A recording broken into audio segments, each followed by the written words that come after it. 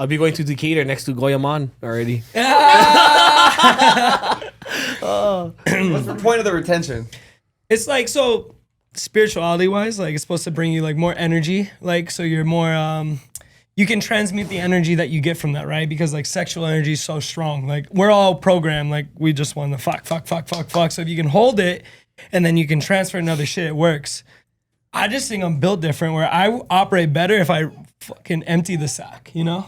Fuck, I kind of fucking wait. Fuck, every day. Are we live? Fuck. Oh, maybe, Are we live right we now? start right away. We just start right away. Yeah, so I need an empty sack to operate. That's it. Me, I stay on steroids, so I gotta fuck 2 times a day. Yeah, you. Fuck. I'm too horny for fucking. Give me weight. One strong gust of wind, mine's is up. Oh yeah, pitch tent. Oh, yeah. So how much do you release a day on average? How much? Like Ounces? Yeah. No, like spurts. What pitches? the morning and the night? What are they? 2 a day? Not Yeah, bad. 2 a day. Those are rookie numbers. Get out those Double up, numbers. Bro, but you know, like fasting, like you don't eat all day and then normal food tastes good. Like, bro, take a week off and then go at it like rabbits, bro. That's the best method. I can picture Justin coming over here like this, driving here. bro. My sticky inky. Sticky, all right, but yeah, but Yeah, you're gonna have arthritis, bro. stuck with this. Yeah. I graduated like, I don't know, what was that? Maybe like 13? Okay. 12, At 13? least you can graduate then. So you started out with the claw? And Yeah, then- probably at like 7, All 6, right. 7, 8, something like that. Okay. Oh, that early. I found a DVD. Oh, Dude, you- same. I'm One pissed night in about it. Paris or something. Something with big black butts and something else on it. That was your dad. No, it was my cousin's. Oh, VHS or No, it was in DVD? like a portable DVD player. Oh, that's the one. Oh, and you have the food. Just open them. you I can put them found on it. there, and you can put them on like, your Yeah. stomach. I found it during hide and seek, and I was like, whoa. Oh, a whole new world. Me, I had to watch them on the VHS, and my ears had to be real, the kind sensitive to sounds of anybody coming home. Living room TV? I can picture this guy with the portable DVD on top of his stomach. No, I was hiding in a Like closet. this. I was hiding in a closet. Yes, He's hiding in a closet. Yeah, it was during hide and seek. They didn't find me for a couple rounds. Bro, with the chapters, it was like I don't know, maybe like 8 or 9 half-an-hour length films on it. It was like busting on that at that age. No one out there. That's what just all gas. all Just- gas. So like you hitting the heavy bag. Bro, I remember the first time something came out too, and I was like, "Whoa, what the fuck is this alchemy?" Like, Me too. bro, I was like this. What'd you What do the with it? huh? What'd you do with it? Fucking, I didn't taste it. Why, clean up. Why you ask like there was an answer? do You with were it? hoping. Like I know what I did. What did you do, right? So like I had heard my friends Fuck. were busting at like 10, 11, and I didn't bust till I was like, I think it Yeah, was that's like what I 13 ate, or bro. 14. Fourth, fifth grade. So like I kept it on, like I wiped it on a napkin, and then I kept it in my underwear drawer. Oh, you all crispy. Well, All crispy. I was just finally proud that like I did it. Frame it. Yeah. Fuck yeah. That was the goal, I think, at one point. Yeah. See how long I could keep him alive. Oh, bro. I'm dusted at it. This guy. You don't remember your first time busting? I do remember it. What'd you do? How old? I don't know what the age was, but I just remember I was like, what the fuck No is lie, this? I remember having the thought like I gotta clean thought shit something up was wrong. now. Like I was like, I actually have to clean up now. Like before, it was no cleanup, bro. It was kind of nice. Like, Honestly, I thought something was wrong. I was gonna ask my parents like, what happened? Like, So you went from like nothing to just like it was like it full came blown out like loads? kind of like the pre with a little bit of white, and then like 2 days later it was full white. And I was like it was the activation of the fucking gonads. Like I know the day I hit puberty, you know, it's pretty nuts. But yeah, Balls and drop that day, yes. fuck, dude, yeah. man, I was just then you said I was addicted after my that. was just like a Oh, yeah. teardrop. You, plus So fifth grade, bad. just straight horny every day. Fuck. Bro. I check out my Addicted. teachers, everything. I get my notebook to this day, bro. Hey, how come Miss Wallace. teachers now, our teachers back then don't look like the teachers Bruh, now? It's different. The generation nowadays, it's different. Bro, some of the teachers I see, I was like, bro, Yeah. And these I would kids- love for that and to these be kids my just rat on teacher. them, these guys. Just rat on them. That's something Is it good, rape just rat. if you like it? Who, the kids? Of Yeah. course, but for the The adults, boys. I don't know. The boys, bro. but the teachers are like fucking really hot now. Yeah. And then the boys are reporting. I was like, bro, yeah. should keep that on They the don't know wraps for a yet. long They don't know time. yet, but this is a fantasy thing. Think of how many don't get caught. Oh, yeah, you. There you go. What would you do though if your young son? Let's say, Wait, like, is that a thing now? I Oh, get, bro. like, I see it all the Are there time. way more teachers fucking Yeah. kids Oh, now? yeah. Do you think there's crazy, more? bro. We just know Yeah. more about it. We have social media. Yeah. Now. You know, I or think, was- I think the teachers are hotter, so maybe it happens more. Social media, right? Yeah. Because I mean, I think about it in the military sense, like how many officers that are out there and sergeants and NCOs that are like hot as shit. And a lot of them are like influencers now. The prison guards, you see them? They get busted. But that's been going on for like decades. Yeah, though, I right? know. I they let females just picture teachers in our our generation looking like Mrs. Doubtfire. Yeah, bro, that's exactly. We had like 2. We had Miss Caparelli or something like that. The boys all loved. I never got her. I was pissed. Just blank them out there. Anyone want it, just blank them, bro. Beep. Yeah, we can do that. But Did any of them get a teacher? Did you guys ever have a No. Oh, hell no. kid that did it? No, not when we were growing up. We had a bunch of. Women so shit. I think we had, but they were already turned 18. Are you sure? The girls turned 18 already. Yeah. I had a guy teacher get in trouble at my high school. Yeah. And it was alleged because he was flirting with girls. So We've had a couple get buried. Like my cousin's really good friend. And like I heard about it when I was maybe like 8 years old. yeah. And then she brought it up to like a counselor. Nothing got talked about it. Bro. And then maybe 3, 4 years ago, after like the Me Too area and whatnot, Yeah. it came out that like it got buried. They didn't talk about it. But we've also like when I was in school, there was like multiple coaches that were like, knew. Oh, yeah, you know what I mean? Like looking back at it, at the time, you don't like say something. You didn't be like, oh fuck. See, it's tough for me. Like, what age? Let's say you have a 13-year-old son and you find out he was like piping a 25-year-old teacher. And it's a girl. No, I just would give one good attaboy. You would? what does she look like? You know what I mean? No, yeah, she's Like fat. an You're like, influencer girl. Damn it. Like those influencer looking ones. Like the ones that be posting like the TikToks, like her. Yeah, like was this My 7th grade class of I'll just sign up for kindergarten again. Yeah. kindergarten. Reclass. Gotta reclass. No, I'm definitely giving an attaboy. There we go. Is that almost at like any age? For a No, boy. yeah, what's the age cutoff? Like 13, like it's kind of a boy, like 8-year-old son getting finagled by like a 25-year-old girl, you know? I get it. Like, where's the age? Where's the line? You know? I would say probably 14 for me. 14? Yeah. Fuck, I don't know. I think it's attaboy all the way. Really? Attaboy all the way. Attaboy. There you go, boy. I think I'm proud of him, but it's more of like a concerning talk at like 12, 11, 10. Yeah. But I'm still proud. Like, dude, like, Yeah. hey, It's game? good shit, but That's tough for that's me. too I don't early, know. bro. Chill out. Hey, tag that in. I mean, I'm trying to sell my company and hunt pedophiles. Like, that's all I want to do. I want to hunt pedophiles. I want to be like Batman Bro, for pedophiles. That looks so awesome. But that's what I want to do. Like, I want to sell my company, disappear for 3 years, and just come out and like This nutwood. get a I know you would. Batmobile and like show up and like just do the grinder meetups, and they show up Hey, to the grinder park and I'm there in a meetups. Batman suit and just beat the fuck out of them. This guy, when he has issues with people on for his business, he flies there, full tactical gear, and he calls guys out to scrap. You have Do to. you have any pred catchers that you like to watch? No, well, my teammate, and he works with me now, Octavian, he was meeting them at the park, and he was like confronting them. This guy also worked at as a bouncer for 6 months on Fremont. He got fired from 3 jobs in a lawsuit. So I'm like, and then he shows up to catch the guys, and he never fucking falsed them or anything. I was like, I think it's because they were just so like weak that he didn't respect them and they didn't fuck with him. But like he was doing it for a while. And I was like, bro, like imagine just that's your day job. Like I gotta hunt pedophiles, doing the detective work, and then you like set the meetup, and then you just fuck them up. And it's like you gotta fuck them up for free because they're evil people. Like 100%.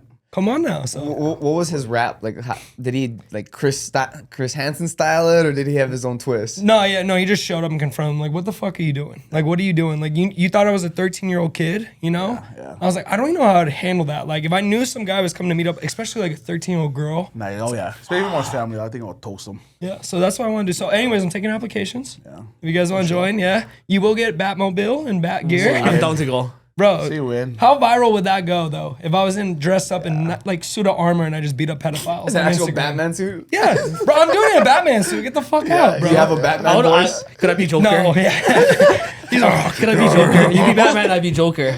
You be Joker. But we come together for a good cause. Beat up the pedophiles. We're coming together for a good cause. Did you bring the condoms? Oh, bro, that's crazy. That's not. That's a way to start right into a podcast, yeah. That's the way. That's So the your way. company, Yeah, we catch pedophiles. And, yeah. What's cool though, I realized when I walked in is like the 3 of us, and I'm assuming you two, we all got like very quick brand blow ups from like 1 to 2 viral videos. which is nuts. Like I remember the day I went viral on Twitter and my sales like 10x, and then it just stayed up after that. And you were talking about farmers doing the same thing.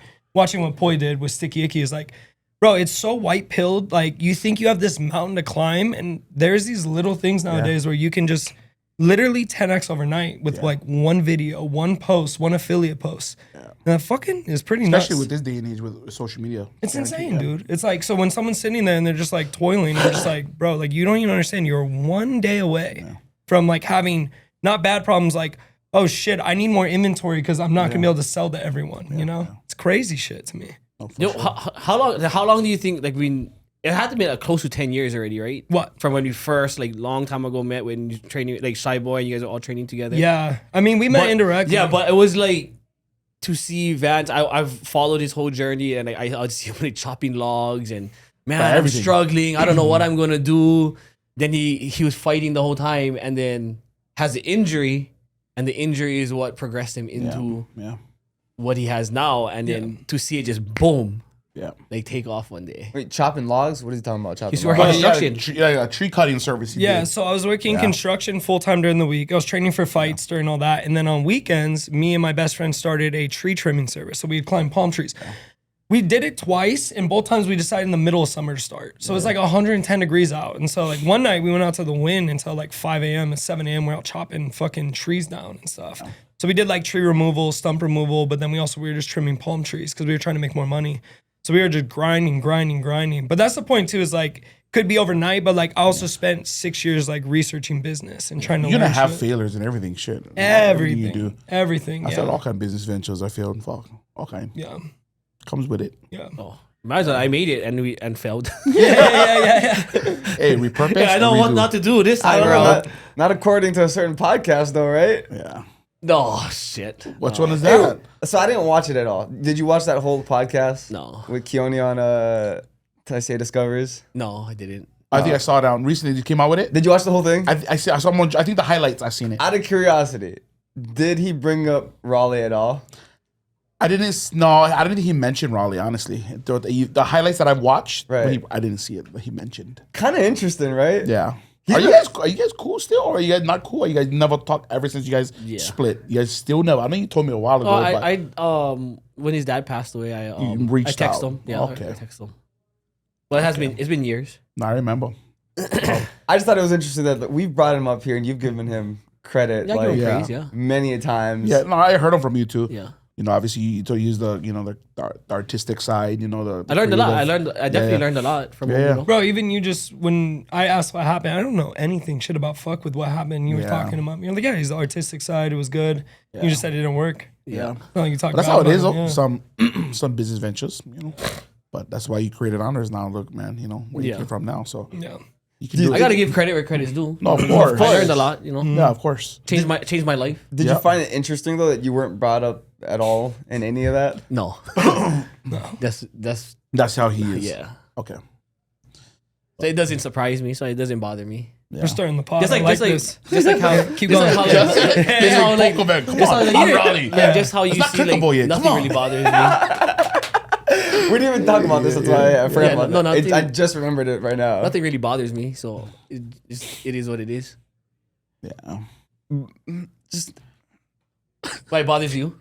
What else? Yeah. I don't understand how it could not. After all the years, right? All the years and the everything success that you guys had built do together, all the memories. I mean, memories, yeah. But again, maybe some people feel some way. I know for him, he over it. I know for how he is already. I'm and over stuff quick. Yeah, I don't know how you could tell the story of farmers. created that Without crazy you. brand without Raleigh. Yeah. I How agree. could you No, do? no, for I don't know sure. how long was the podcast? Do you remember? It was long, bro. It was a couple hours, yeah, right? Yeah, couple How hours. could you I go was a couple 12. hours talking about that brand without talking about Raleigh? No, for sure.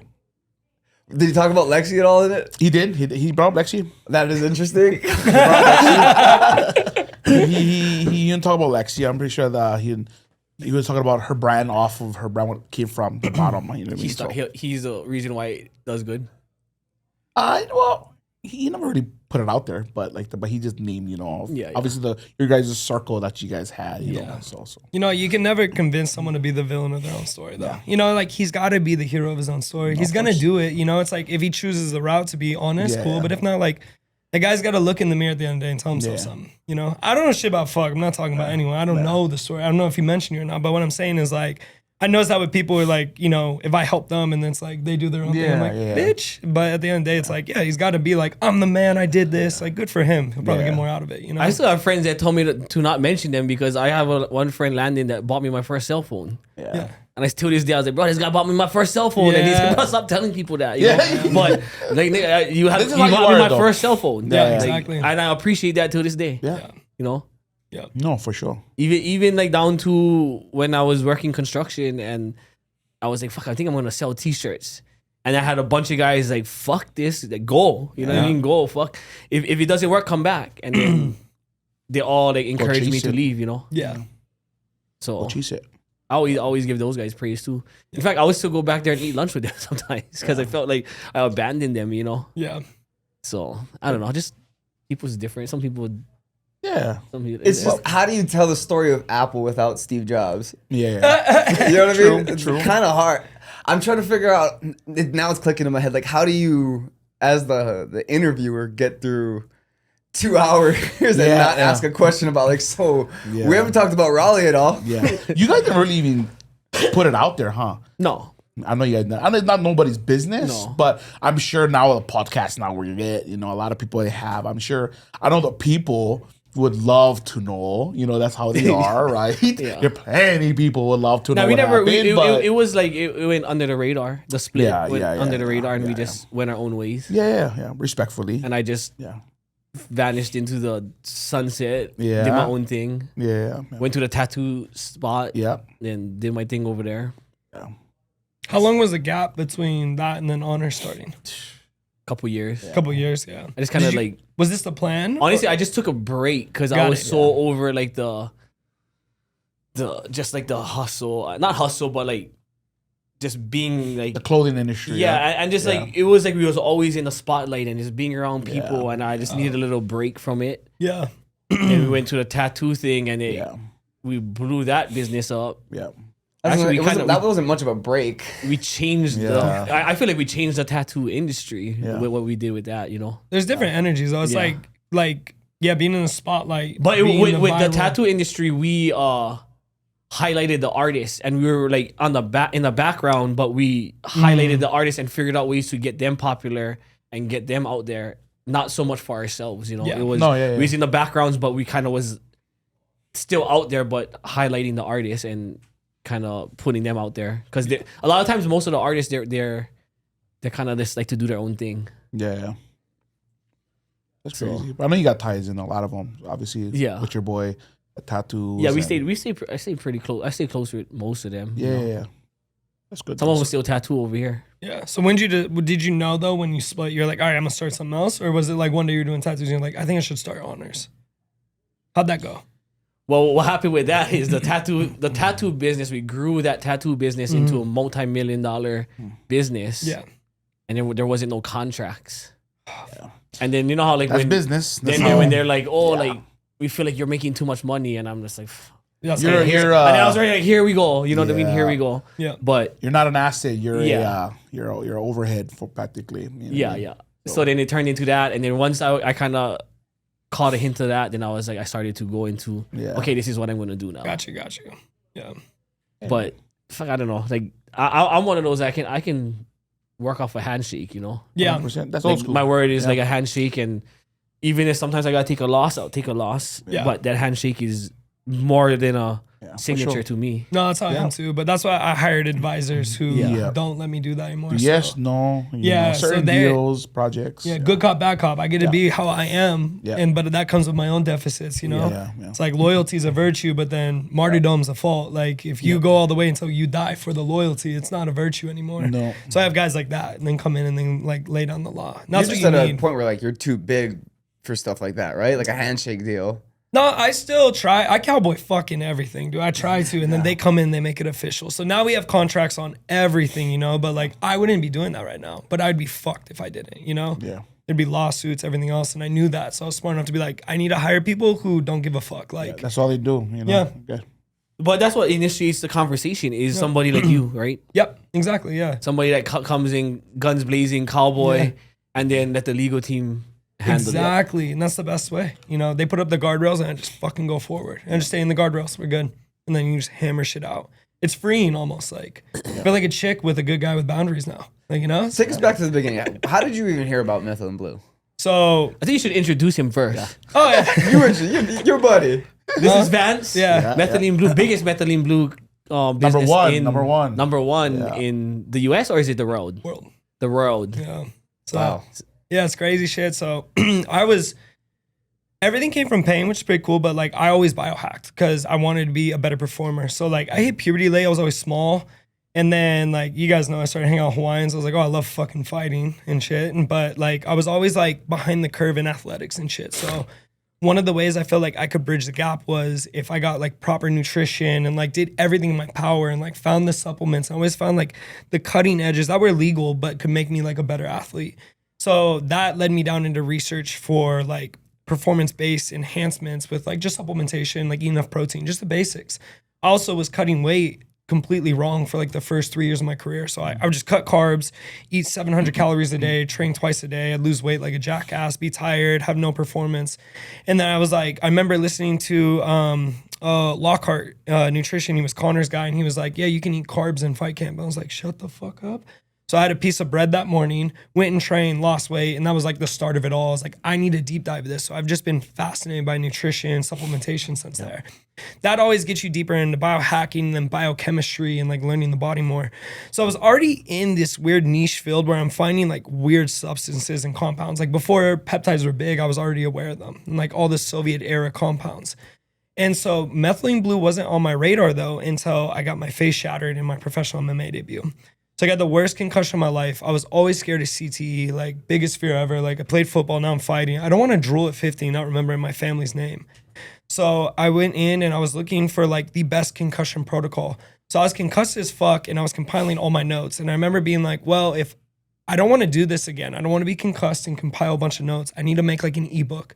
So I compiled all my notes into an easy to digest ebook with like clear instructions on what to do when you have a concussion. And I also sent it out to all my friends and family because like most of my friends are fighters, so that they could read it. And I sent it out to one of my friends who was a biohacker, and he was like, oh, this is cool, but like you didn't really talk about Methylene Blue in it. And I was like, okay, well, I didn't find too much shit. And he was like, go look again at it. So I went and researched Methylene Blue again. His name is Wes Collins, by the way. He's like amazing performance athlete and like works with surfers in California. Remember the cell phone shit? Always gotta give credit. It's like Wes is what started this. It was cool. And so I went and looked at it again. And once you got, now it's easier, but when I was looking at it, the first page of Google was like all scary shit. Like, oh, it's this and can cause death in high doses and yada, yada. And once you got past the first page and like read the research on it with like traumatic brain injury and concussions, you were like, what the fuck? Like this, it was a fabric dye, right? yeah. So it was a fabric Fish dye too, right? And Well, yeah, So it's very blue. It stains everything blue, right? So it was a fabric dye. And then they, in the 1800s, early 1900s, scientists were looking for different dyes to stain cells to see if some cells would be stained and others wouldn't, so they could do like medical procedures, like get more info. And they stained cells and they found out it was interacting with malaria cells. So malaria is a parasitic infection that you can get from a mosquito bite. And it was killing malaria. So they're like, oh, it's anti-parasitic. So it became a medication at that point.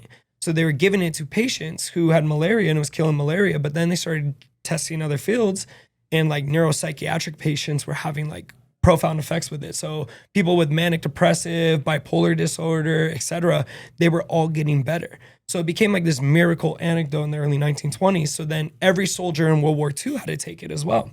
So it was like our first line of defense, like preventative defense against malaria.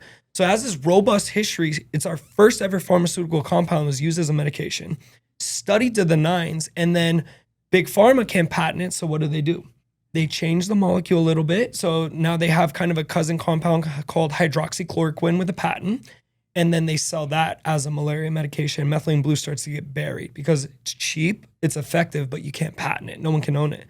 So it gets buried and not too many people know about it. Going against Big Pharma, they're going to bury it. For Exactly, sure. right? There's no profit in it. You know what I mean? It's like, so I'm in business. I know there's certain shit I don't want to sell because it doesn't work, you know? And there's some shit, though, you got to like, are you going to be ethical about? Like Methylene Blue is one of those ethical Before ones. you go too far out, Yeah. why can't it be patent? I believe it's just how old it is and how widely it was used. And so they didn't find to discover it, so they can't patent it, you know? It's like, I can't patent Honor's brand, but you can because you found it, right? But if everybody was just using it as a collective, I don't believe legally or like bureaucratically they can go in and patent it. Like cola or pop, right? Correct. Yeah, exactly. Or just like any, like you can't patent magnesium, right? Even names Because of it's just a different compound. things, Yeah. So what they did is they did find a way to patent it. They kind of tweak it a little bit, add something to it. And that's how like you usually patent things. You just change one structure of the molecule. So they do have a patent for like the medical use for like a medical setting, like in the hospitals, but like pure methylene blue can't be patented. And also it has so many uses. So they found out not only is it anti-parasitic, it's anti-all pathogens. So antimicrobial, antibacterial. So they found when fish tanks were having fungal or algae overgrowth and they put it in fish tanks, it was cleaning them. And the fish got hella smart and started speaking English and Spanish. And no, I'm just playing. But so it has all these uses and it has all this history and all this research.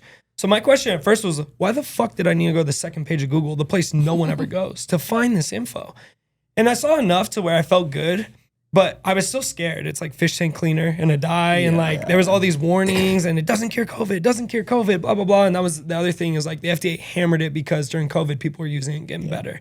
And there's even research studies where it pulled people off respirators, but the FDA at that time was pressed to shut everything else down except for the vaccine, right? Great. That was a crazy shit, yo. Craziest shit in the world. Craziest Do shit. you take the vaccine?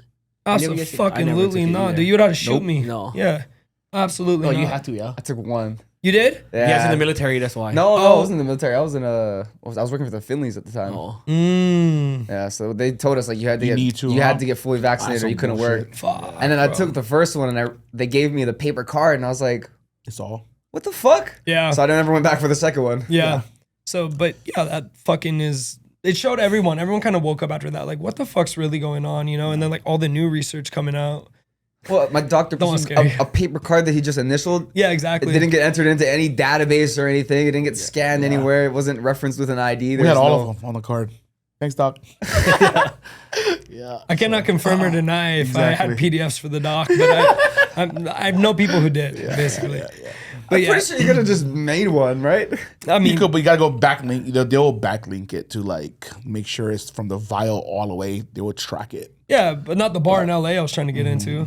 I went to LA and the bouncers pressed me for a vaccine card. I was To like, travel, that's when I remember COVID. We had to get it because that's why we was traveling. So that's the only way why we did it, just because we had to put it on that app. What is it called? Not Clear app, but there's an app that There was have an to app travel. for it, yeah. You have to upload that, and you have to background check it all To the be able to vials. travel? Yeah, man. Wow, I don't remember that. I went Crazy. off during Yep. COVID though. Yeah. I was out every night. Yeah, me too. I was working too. I was in construction, so I was like, my life didn't change at all. She was except at for- Chica Bonitos at that time. You only put little big ass tarps around the bar. That shit didn't do nothing. Yeah, exactly. All the girls was on your ass.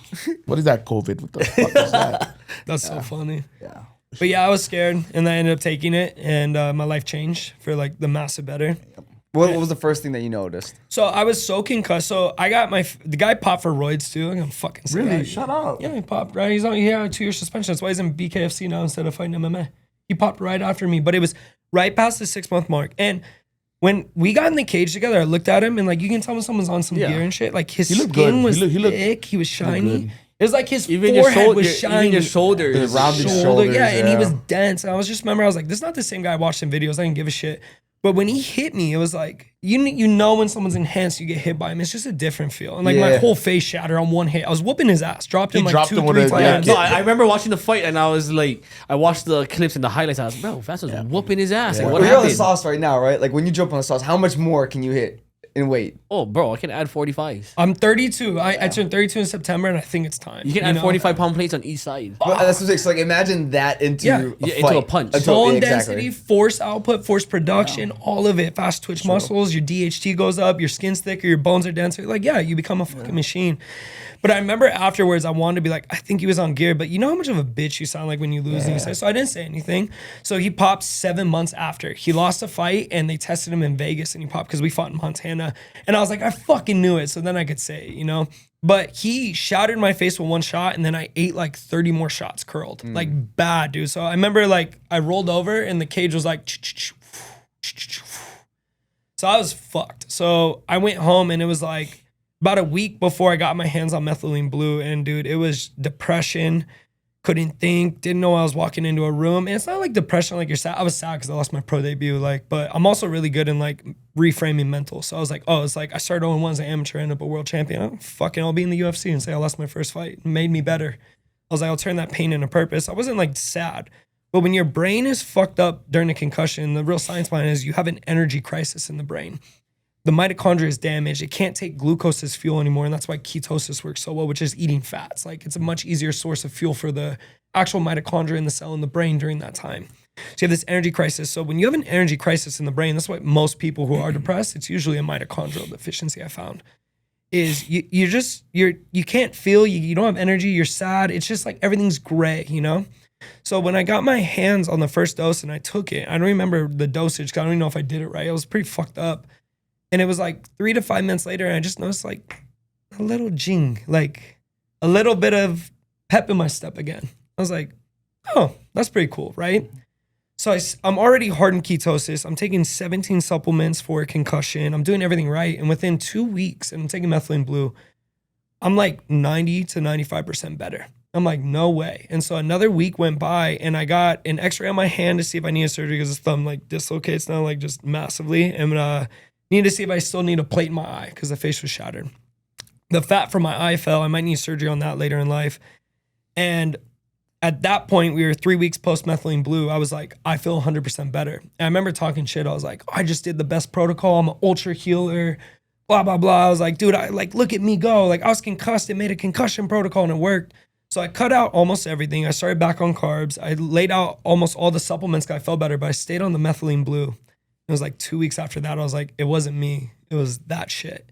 I was like, I started to get better than before my fight. Like, I mean, I always go on the spiel, but like colors seemed brighter. I could articulate myself better. Like I used to have this thing where like I'd feel something, I'm trying to explain it to people or like talk to them and relate. And it's just like, I can fucking feel what I'm feeling. I can't tell you, you know, I can't explain it to you. Zap to it for sure. Yeah.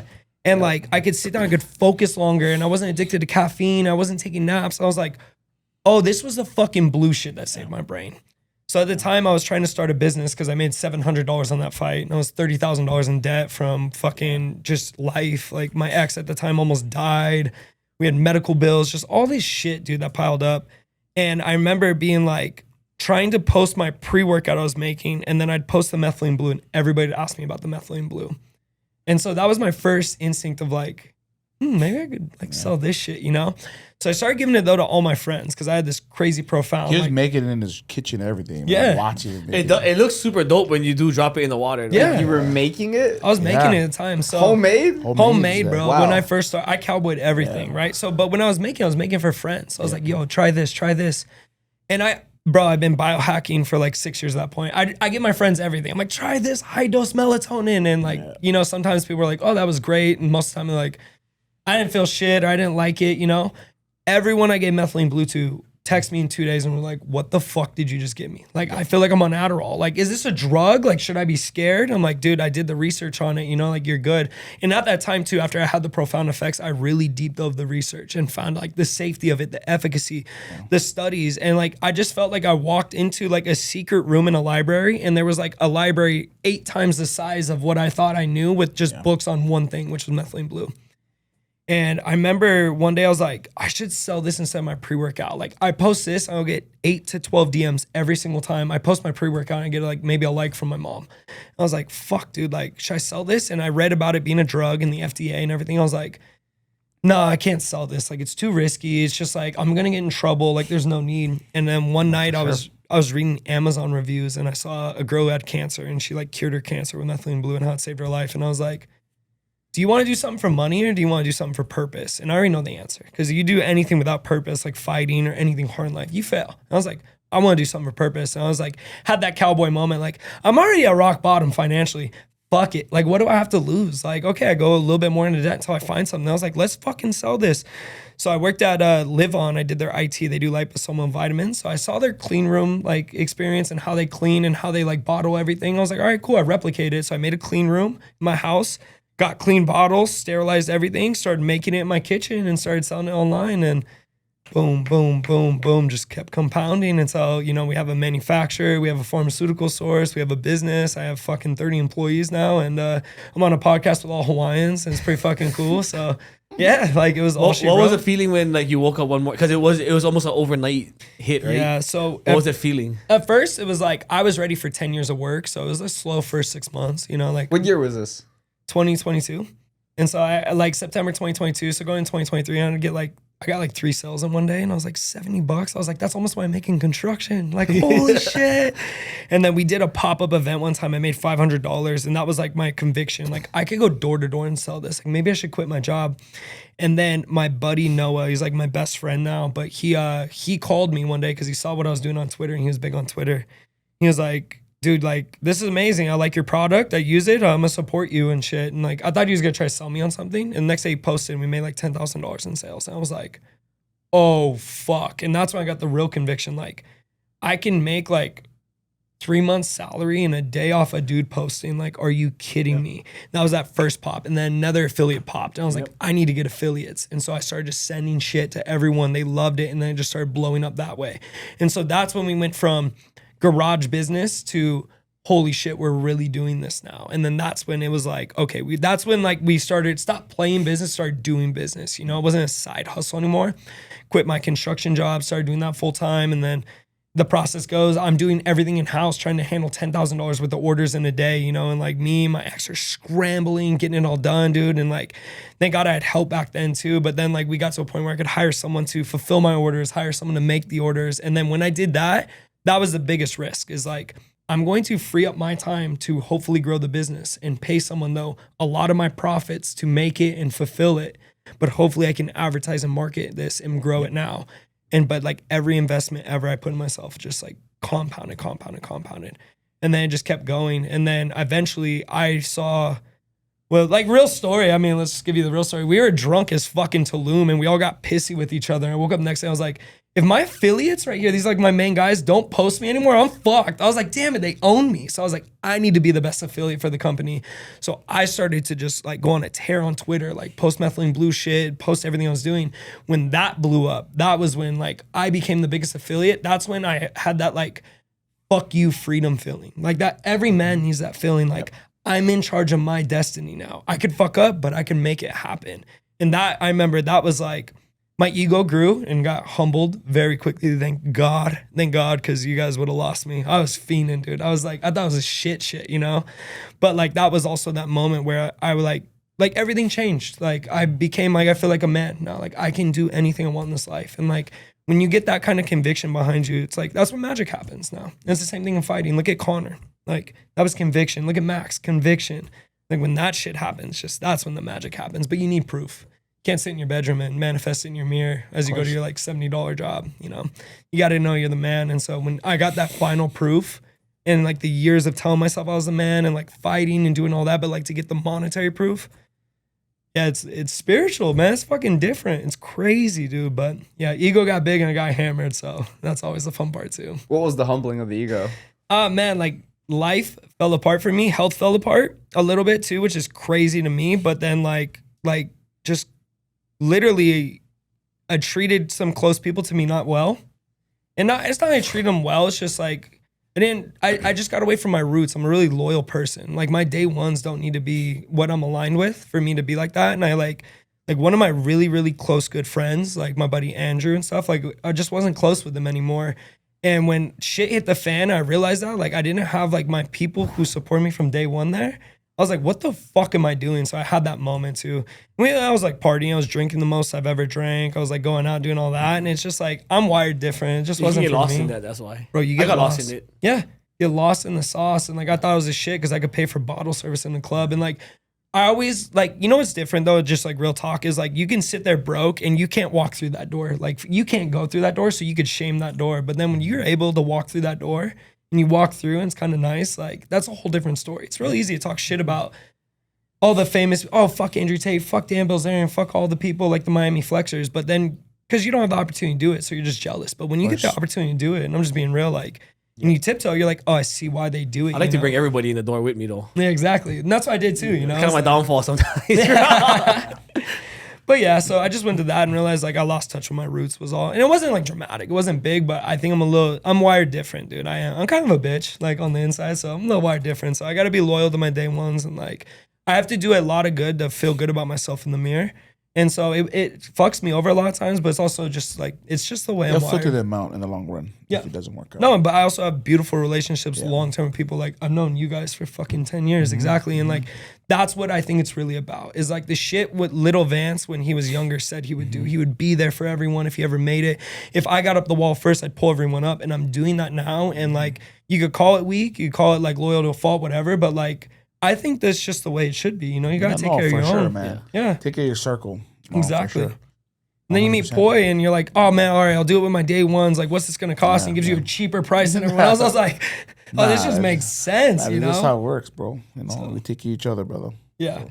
But I think it's like cliche. I think I had like cliche business story. Like overnight success, got a little too hot, humbled down, and like I honestly feel like I just hit that dip and like the bottomed out and I'm coming back up. Full and it's like now. It's like the bow's back all the way and I'm about to fucking ching and go to the next level now, which scares the shit out of me. So it's like my asshole puckers and I got to work my ass off now. So I'm excited though. I just work so well under pressure, and when shit goes wrong, it's like, it just compounds for me. So it's like, I got to do it now. So that's where I'm at with shit. But how's your life? You good? Great. I love that story. That's amazing. It's fucking nuts. What was the hardest thing to manage about the success? It was when you change and you get that shit, it's like people will project insecurities and other shit onto you who are close to you. Yeah. So that was a tough one, but honest to God, like I didn't have it hard there even, you know? It was great. It was just, I didn't have like imposter syndrome, but it's just a lot of fear too. Like I remember the days when you're so comfy when you have a job and a boss and like I had a structure and routine, everything changed. I gave up my steady job and like, now I'm the breadwinner and now people rely on me. And I remember just like, there was a good 6-month transition period where it was tough, where you wake up every day with this weird mountain of stress on your shoulders and you're not used to, and you carry that. Luckily, fighting, which was the best precursor for success in anything, because I think if you can master fighting or at least get good at it or just fight, it's the best prerequisite for anything in life, because the amount of pressure you carry every day of fight camp, and this guy's come fucking 2 weeks and we're about to fight in front of my girlfriend, oh shit, you know? And like in front of my family and everyone's gonna see, and it's just like, if you can master that and then mastering 30K in debt, and like I got 6 animals and a girl at home, and I'm just like, I need to pull us out. And then so by the time that success came and I had more pressure, more responsibility, more to lose, I was already ready for it, but it's a different kind of weight on your shoulders. You know, when you're making, you know, 5 figures a month, 6 figures a month, 7 figures a month, and you hire all your family and friends, it's like, if I fuck up, their lives all are worse now because I did that. And a lot of people committed to me now. It's like, I can't fuck up now. And you got to be built to handle that pressure. Like I told you, I love it. I'm good at it now. But if you're not ready for it and you're not used to doing hard things, I know why people crumble. I know, I can see it now. It's so easy to see. There's not built for it. And that's the difference there. It's like, it's not complex. It's simple, but it's not easy. Not easy at all. All the cliches are true. All of them. I always say, a regular job, you clock in, clock out, no stress. No worries. You don't have to give your 100. Yeah, you just got to wait till 7 a.m, clock in. Like, hey, what are we doing for the day? Exactly. Yeah. But everybody, I want to own a business. I said, bro, it's 24 hours, 7 days a week. People don't realize that. Though. Year round, Yeah. 20. Yeah, like this Holidays, doesn't you know, people go home, employees go home, we stock. Yeah. And not only when you go home, you're going home and still working. Yeah. That's the biggest thing about being an entrepreneur nowadays. No, it's crazy. And it comes with its benefits. You get through, it's honestly like a plane takeoff. The beginning, 100%. all energy, getting the plane in the air. Once you're in the air, We call that honeymoon stage. When it's done, yeah, you get to chill. Like literally, I took a time like 2 months where I took my foot off the gas and just maintained. And like, there were some sick weeks where it was like 3 hours of work maybe I could do and get away with, you know? And I was like, this is insane. But you have to remember, I remember the 16, 18-hour days I used to put in where I was doing construction, growing Meraki, learning how to do my email flows, learning how to set up Shopify, learning how to ship. And then also, I was in fucking fight camp, getting ready for a fight, you know? It was like those days, but it does pay off for sure. But it's just different, you know what I mean? There's something about clocking in. I don't have to give my all at this job. It's not for me. I just do what the bare minimum, and then go home and chill. And I make my $80 or $120 or maybe $300 a day, whatever you're making, you know. And that's that. To like, I need to give my all because there's so much potential for growth. But also, you don't have to give your all because no one's gonna yell at you if not. So bare minimum. It's a mind fuck, dude. It's crazy. Yeah. There's so many angles to it. I would always look at it is like, because I was a diesel mechanic by trade. Yeah. And I was like, bro, I would much rather be doing this than going back in the trenches. Yeah. No, exactly that. 100%. You know what I mean? Like, I would look at the old, when I would be, that was one of my, like, because my whole family's construction workers. So, like, I would look at the old timers, like, especially the mechanics, and their hands is all fucked up. Yeah.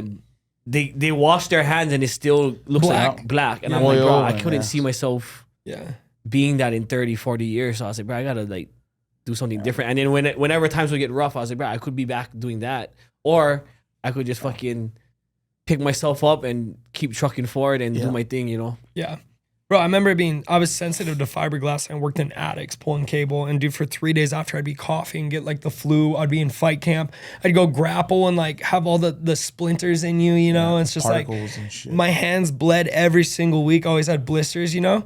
But there's some days where you miss that, where you can shut your brain off. I can go just drill holes in concrete all day. So like I put myself in $17 an hour situations sometimes. Like I released a new repair balm we sold out on, and I like literally couldn't keep up because the demand was so high, but I made that my kitchen for the first 2 months. I was like, I need to do something again. And there I am, monotonous, like setting up jars, labeling the jars, doing it again because I like wanted to feel that again. It was like so wholesome. So it's like, there's always pros and cons, of course, but yeah, business is just, it's a different kind of stress on your body. It's more mental. It's almost like fucking spiritual. Like you feel that energy. It's just different. I don't know even, I can't quantify it for you. You know, you just have to do it to understand. I think that's why I always tell you, right? Energy.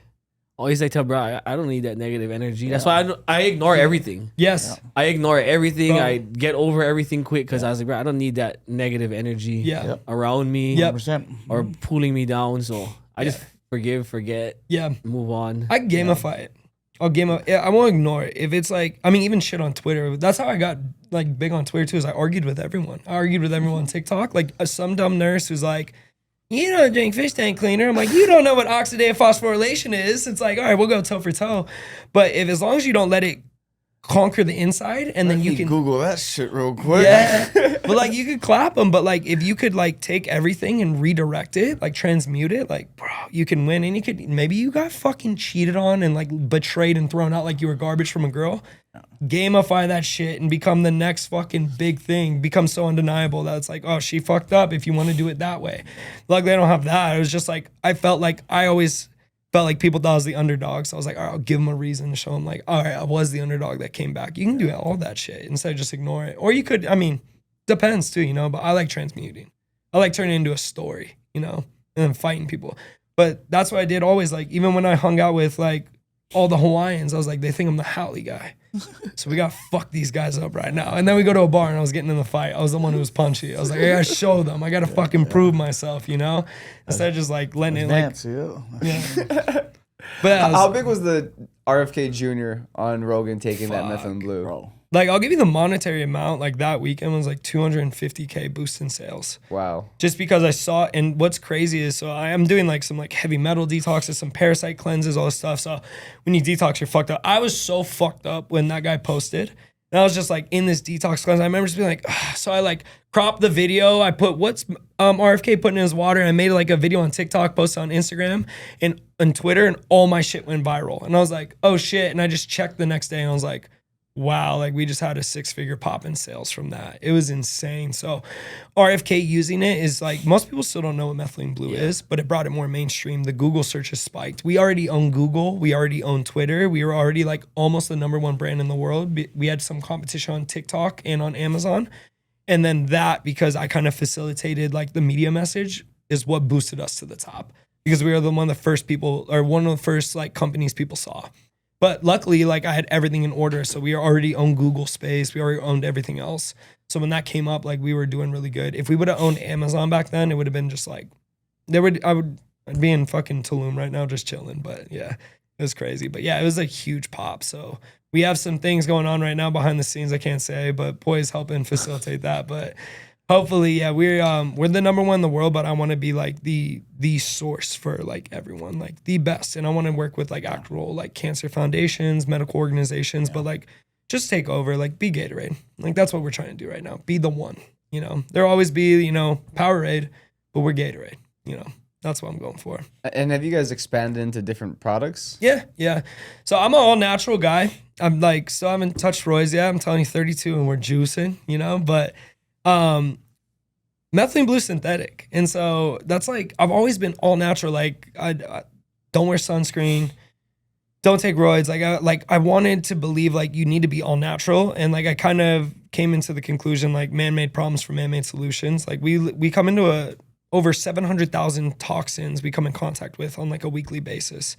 And so like sometimes you need a little bit of a boost in that area, but there is one natural compound that is the best natural compound in the entire world. It is the cure to everything except for death. And that was written by the Prophet Muhammad in the Quran.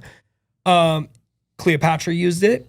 59, I believe, I don't remember the number off the top of my head. It's between 51 and 59 people recognized by the NIH have reversed HIV with it. That's recognized by the NIH. So imagine how many people the NIH didn't say, okay, well, that wasn't a real study done.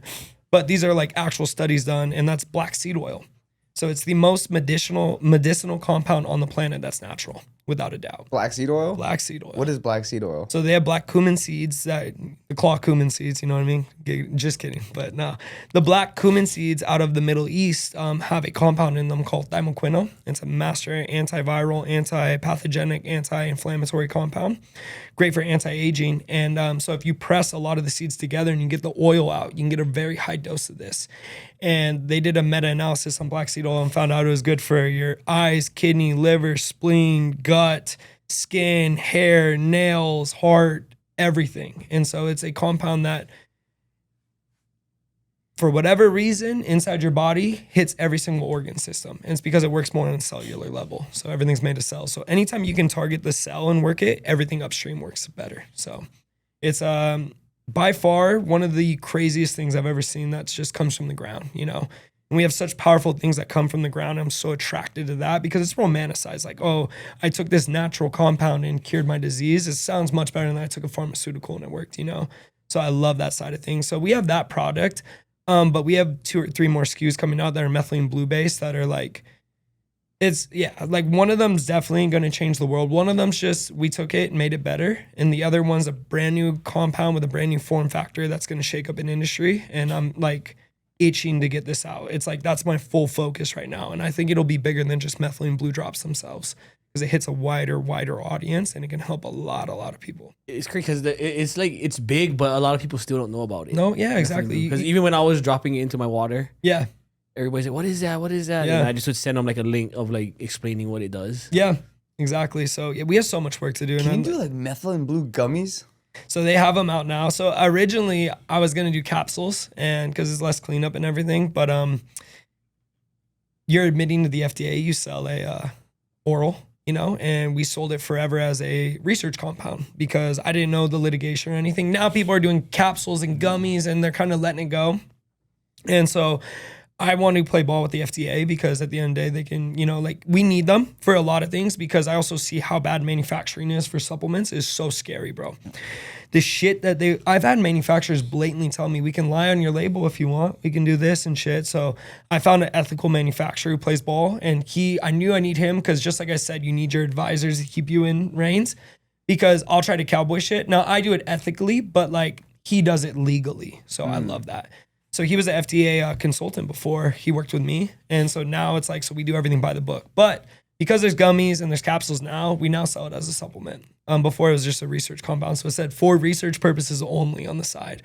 And then, so that was like, obviously it adds friction to the business, but now we're doing it as a supplement. So you can sell as gummies and a bunch of other shit. So we're going to tap into some capsules and things like that. But we're not just going to sell you methylene blue. I'm going to sell like shit that if you take, you will quite literally support every function your body needs in order to make energy. If your body has more energy being made, most things that rhyme with disease usually go away because they know most disease starts because of an energy crisis in the cell. What causes that energy crisis is obviously the root cause. It's not just your cells aren't working. There's a lot of insults going on, whether it's heavy metals, whether it's 5G, whether it's mold, whether it's viral debris, glyphosate, so many things. I can go on lists, make you problem aware. But the real mechanisms going on is those are causing symptoms because your cell's not working good. You know, it's like one of the, like when I see people are sick, like, I'm not talking shit, like I feel like Hawaiians, Polynesians, like they're sometimes the most sick people I ever run into. And that's why I feel like do it to ourselves. Yeah, shit, at shit work. that we eat, bro. but it's like also like you gotta think about it. Like it's like normal shit. Like Yeah. you guys eat fuck ton of fish, seafood, rice, like shit that's fine. But Spam, it's yeah. potato sausage, The highest corned sodium beef. in the world. Yeah. But then you got that Libby's. side of it too. And it's just like, fuck, bro. Like I feel for them like so bad. Everything's buried in But gravy. imagine, we don't know at the overall, like how we got raised. Yeah. Like our, our kapunas, we tell them, our generations before us, generations and generations before us. Yeah. Like that's all we know, like growing up. Exactly. Like, what we eat. And a lot of people think, like, you expect, come down to pork, pig and stuff like that. Like that's one of the worst fucking meats we can eat, bro. Yeah. And for us, we grew up with it. Yeah. It's a cultural, meat that we grew up. Like, Yeah. our kings and queens and back in the day and stuff like that. And we don't know any difference. Yeah. And we grew up eating it that way. Bro. So it's, and I love Hawaiian food. It Yeah, makes man. me feel fucking great for an hour. yeah. And then holy shit, I crashed. But like Yeah. there's so many things now, and the problem is there's so many toxins that if you are not educated in it, you are going to get sick. And that's what fucking sucks because now you got to work. Shouldn't be like that, right? Everybody that comes on here has gout. Bro, yeah. Thank God, I can put them out there now. diabetes. Yeah. Thank God I all don't our ever guests get is like, gout. all our guests is, oh, I got fucking gout. Yeah. And I'm like, oh, Yeah. bro. In- Thank God I Inflammatory never disease. ever experienced gout. Yeah. The big boy I am, I never experienced gout. Thank But God. you on one of those journeys right now. You lost like Yeah. 40 pounds, right? Close to Let's 40 go. pounds. Yeah. For the third time, first 2 times 100 pounds each. How do we just maintain this time? Yeah, now it's the last time. I told my It's the hardest. hey, if I you don't don't think this is the hardest one to do? it is the hardest one, but I think this is for the rest of my life. If I already told my wife, if I cannot maintain this, I'm gonna fuck all the way, kick the bucket the way I'm gonna fucking go. I'm going out hard, whatever I'm gonna fucking eat, whatever I eat. Brada is fuck up. style. Brada is style, dog. I'm gonna go all the way. So if it doesn't work this time, I got train in my mind. It is, but if I fall off, fuck up. I'm going all the way to the grave. That's what I told myself with this last one because I was 220. No, I was 220 and I was like, bro, I want to cut my toenails and I was like, bro.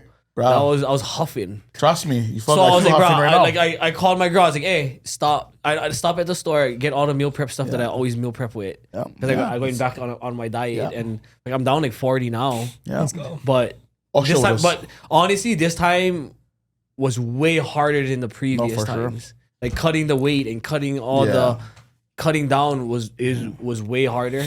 So Not as I told crazy as myself everybody. this Was it time, because of habits are harder to break now, or because like metabolism is I think it's the slow? metabolism maybe. I Yeah. don't know because bro, all I would need was like, well, I never did get to 220. But you before. always been that, you haven't really been the biggest guy, Yeah. right? Thank God for your genes. But I always would be in You shape. know, yeah, you But then always was this in time I got to shape, 220 and then it was like I never got that heavy. So coming back down from the Yeah. 220 was way harder than before. The heaviest I would get 195. yeah, bro, looking at your photo, it was at the concert. I think it was the Molly concert. Was at the Hard Rock. It was at the old with the Virgin. Oh, yeah. You took your shirt off. Looking at the photo, like, Ooh. oh, this fucking love handles is fucking good. You know what I mean? Yes, sir, but bro, you know what I mean? Yes, changing them up. You know what I'm saying? But yeah, Fuck, it was took- eating everything. And it then, definitely- hey, that's when Zippy's was gonna open. You had a grand opening. yeah. Fuck, was Extra mac grabbing like salad. 5 plates each. Oh, bro, I Extra was mac salad. like, I don't think I eat like a fat guy. That's why, bro. I can eat, but yeah, like I guess I never got that heavy before, so it was harder to come down. But I told myself this time around, I was like, bro, once I get down and I kind of start getting in shape, I'm gonna like make sure I do everything to maintain. Because all previous times I would get in really good shape, abs popping out, then I'll take a break. Yeah. And And that I'd break kinda- would turn into years of Yeah. breaks. And then I would go like a year, then I was Yeah. like, oh shit, I gotta get in shape again. Yeah. But it would only take me like 6 weeks before. Yeah, you form back though. Like I said, you bounce back quick too. You know what I'm saying? Oh, this Bounce one was a back. little bit longer. Yeah, but it's not as crazy as everybody thinks. It's the consistency, Yeah. right? The mindset. Like everybody. Yeah, once I told myself that that's what I'm doing. Yeah. That's why I post the Stairmaster every night just to hold myself 500, accountable. Get your you know? 500 in. I go in every night, pound 500 calories on the Stairmaster, and it's just the way I post it so it holds me accountable. No, 100%. Social media plays a big factor. You hold accountable. Because when I started it too, I was like, I'm gonna get in shape, this and that, and then I was like, oh, I better not go back on my word. But that's now. why honestly I use it for when I made my video. I made my video to hold myself accountable. Yeah. That's the biggest thing that helps. Obviously with motivation. And then there's guys like Justin. Like one day I was starving in here, and then I wasn't starving. I was actually in between meals. Yeah. I grabbed a fucking little bag of Cheetos. Yeah. And Justin yells from like over here, "Don't do it!" Yeah. 400 And calories. I look at the bag and I was like, "Oh fuck!" I just put the bag back down. Let's go. 400 calories. You just burn One on a small little bag, Yeah, bro. yeah, trust Fucking me, I know, bro. crazy. bro. Little And then snack I just baddies. think about it takes me 32 minutes on level 10 on the Stairmaster to burn 500. Do you know what was crazy? I found there's more millionaires in America than people with abs. Shut up. I believe so. I believe the I percentage. believe. I never ever had abs. Fuck. Is that real? No, that can't. No, Google no, this because bitch right now. even if you chat GPT, like, Aaron, can you look that up? Are there more people with abs or a million in the bank? I'm pretty sure there are more people with millions. Are there more millionaires than people with like 6% body fat? or bro, abs? you could even look up like in the world how much people can deadlift 400, Yeah. 405 and squat 350 Yeah. is less than 1% of Bro, the world. I do that shit and I feel so good about Bro, it. you feel really good about it. yeah, I like- did that the other day and I was like, fuck. I'm a Get that millionaire bitch with out of here. abs. I don't Let's go. It's trap bar, but it Yeah, works. yeah. Yeah. Am I right? That's like I asked, are there more millionaires or people with abs in America? Yeah. ChatGPT said there are far more millionaires in the U.S. than people with visible six-pack Yeah. abs. Man. Crazy. So think about this too, like, and it's such a self-discipline thing. Yeah, it is. How fucking hard it is to control what you put in your mouth on top of 100%. that consistently day on and day out. Like the hardest part of my career in fighting wasn't the face shatters, wasn't the training. I love all that shit. It's a fucking weight cut, no matter what, dude. That's crazy. But a lot of people would, that's why you hear it a lot too now. You're losing weight. And all the times I've been losing weight, a lot of people, how you do it? Yeah. How do you Discipline. do it? Discipline and consistency. Yeah, that's I it. guess, you don't have those, 2 words in your vocabulary or in your life. You don't understand what discipline and consistency. And most people just have It's- have data risk in everything, in all areas of their life. They can't quantify anything. They don't even know how much they're fucking eating. You know? Yeah, you're right. It's the No, same I thing. weigh You I find- weigh everything. Really? Don't say that. Globally, because there's poor people. But we're talking about in America. Yeah. I don't mean poor, they just can't afford fuck. That was shallow. But no, honestly though, like there are more Aaron. people struggling. and they Let can't them know. eat. Let Have them you know. seen those dudes in Africa? Yeah, jacked. Ah, Come yeah. on. Yeah. Well, for sure. That's for running for lions. Cameroon and Ready for lines.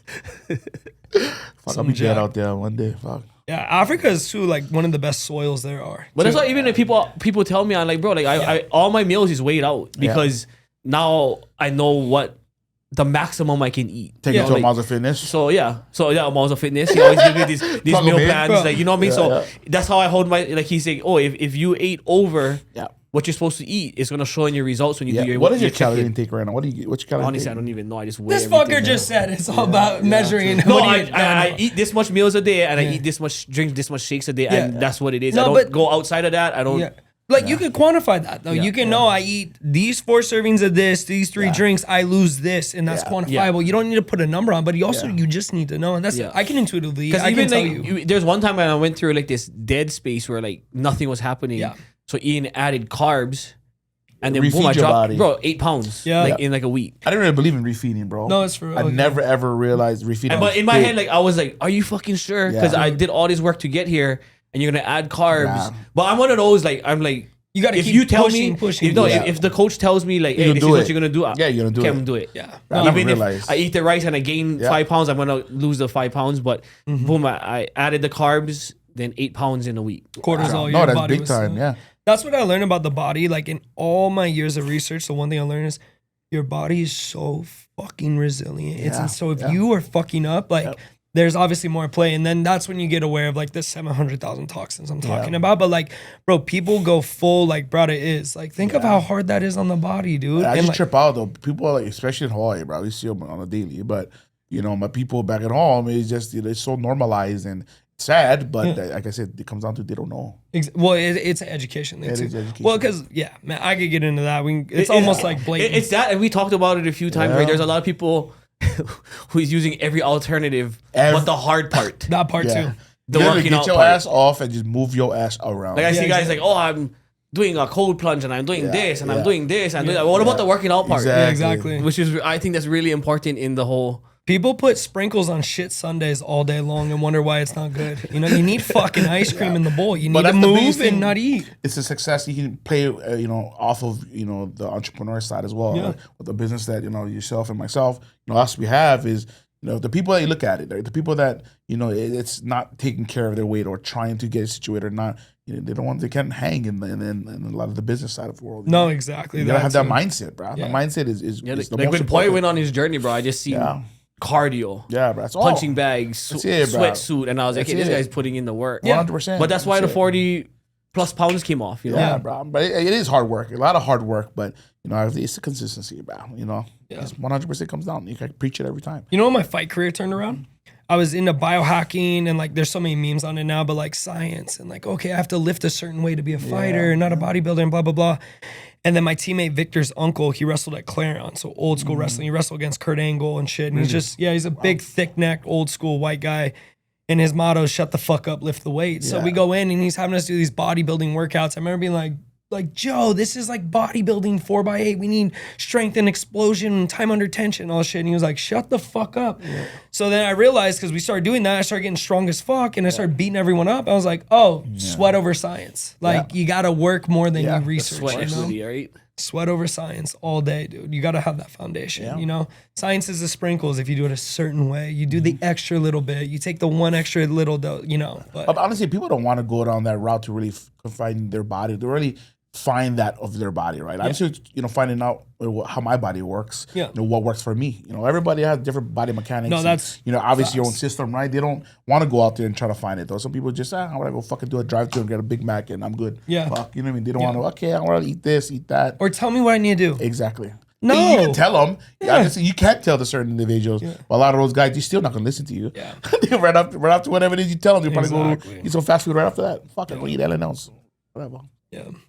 I mean, it doesn't really help coming out of a decade of body positivity era, right? Oh, especially now. The world's healing. Shit. Did you see the new ads?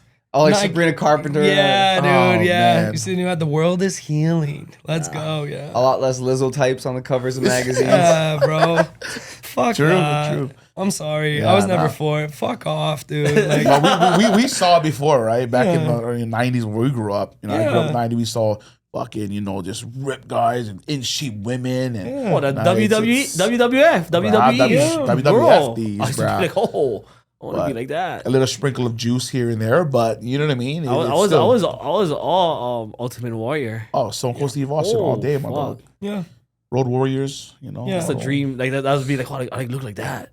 Yeah. Yeah, you. I don't know when fucking being fat was like the fucking. I think when they started putting like all the artificial coloring ingredients and stuff inside the foods and whatnot, and people started holding on to weight. I still trip out, bro. Like honestly, how there's only in America, like they still have things out like you said, like dye, color dye, all that stuff. What is it? In Europe, they don't have none of that. None of that. All like, bro, it's banned, and it's crazy how the US still lets it happen. Is it in certain countries like Red Bull is banned too? No, right? yeah, a lot of a lot of European, a lot of overseas, bro. But the stabilizers, the sweeteners that we preservatives, fillers that we use, bro, and it goes so much deeper. I'll tell you guys like the root of it all too. We'll get into that, but like when my friends go to my friend went to France, was a degenerate out there, drank every night, ate pasta every day. He's like, I'm back in America for 2 weeks. My diet shit, or my digestion shit. I'm gaining weight. I'm tired all the time. And their food is cleaner. Their soil's better. It's like Australia, bro. I walked into like their Woolies or whatever. They're like their like just supermarket, and they have like the $2 chicken nuggets out under the heat lamp. Like shit that would kill me here. And I was eating that every day and I could run through a fucking wall, dude. I was like, this is insane.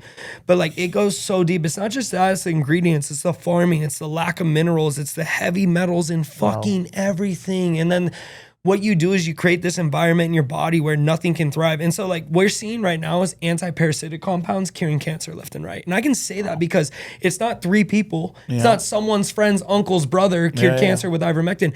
Every day more people are like online going, I cured stage 4 this with ivermectin, fenbendazole, methylene blue, chlorine dioxide, etc. And there's all these anti-parasitics that are going out there and they're combating cancer. It's not that parasites cause cancer. It's a body that can host parasites, because parasites all of us come in contact with. It's like a fucking messy trap house, right? Then the parasites are gonna live in it. If your house is clean and tidy and there's no food for the parasites, they cannot feed off shit like metals, viral debris, glyphosate, food colorings, all that bullshit. Because they're garbage collectors. If they can't sit in the body and feed off it, they don't reproduce. They leave. So most people, me and you come in contact with parasites, we're gonna have 2 different outcomes. I might get an opportunistic parasitic infection. You might not, because I have more toxins, debris, metals from vaccines, from what they spray in the sky, in the water, arsenic in the rice, all this shit. That's why they say chemtrails. We'll get in that, but I try to. I'll stick on what's proven with science before we get woo-woo, because you lose people. Yeah. I don't want to lose people because but- there's more than enough evidence Yeah. without the woo-woo. Yeah, That shit's wrong. But that's the thing is, so you get an environment where if a parasite can thrive, so can cancer. Yeah, Because there's so many toxins inhibiting enzymatic functions, Yeah. hormonal functions. Because like they'll sit. Toxins like metals will sit in the same exact spot a hormone will sit, or where your body makes energy, right on that cell membrane where your receptors are for everything. And if you have a toxin there and it can't function right, then you get something else like disease. You get parasites that thrive in there. You get all types of shit. I got chronic fatigue syndrome. I have gout. I have diabetes. I have all these issues that are upstream of the cell, but it's because the cell is so toxic. And so the big wave you guys are going to see next 10 to 15 years, detox. It's going to be talked about because right now we're becoming more and more problem aware. Even chemtrails, RFK is talking about, you're talking about it. Like this wasn't a conversation 10 years ago. So everyone knows problem aware. So what's the solution? And you're going to see detox is the solution, and you're going to see it big. And so there's ways to detox, there's methods and there's compounds that are better for detox. So it's not just, take your multivitamin anymore, which is probably poison anyways. There's strict ways to go about it. And so, and I'm like detoxing right now. Like I'm getting metals and parasites out of me.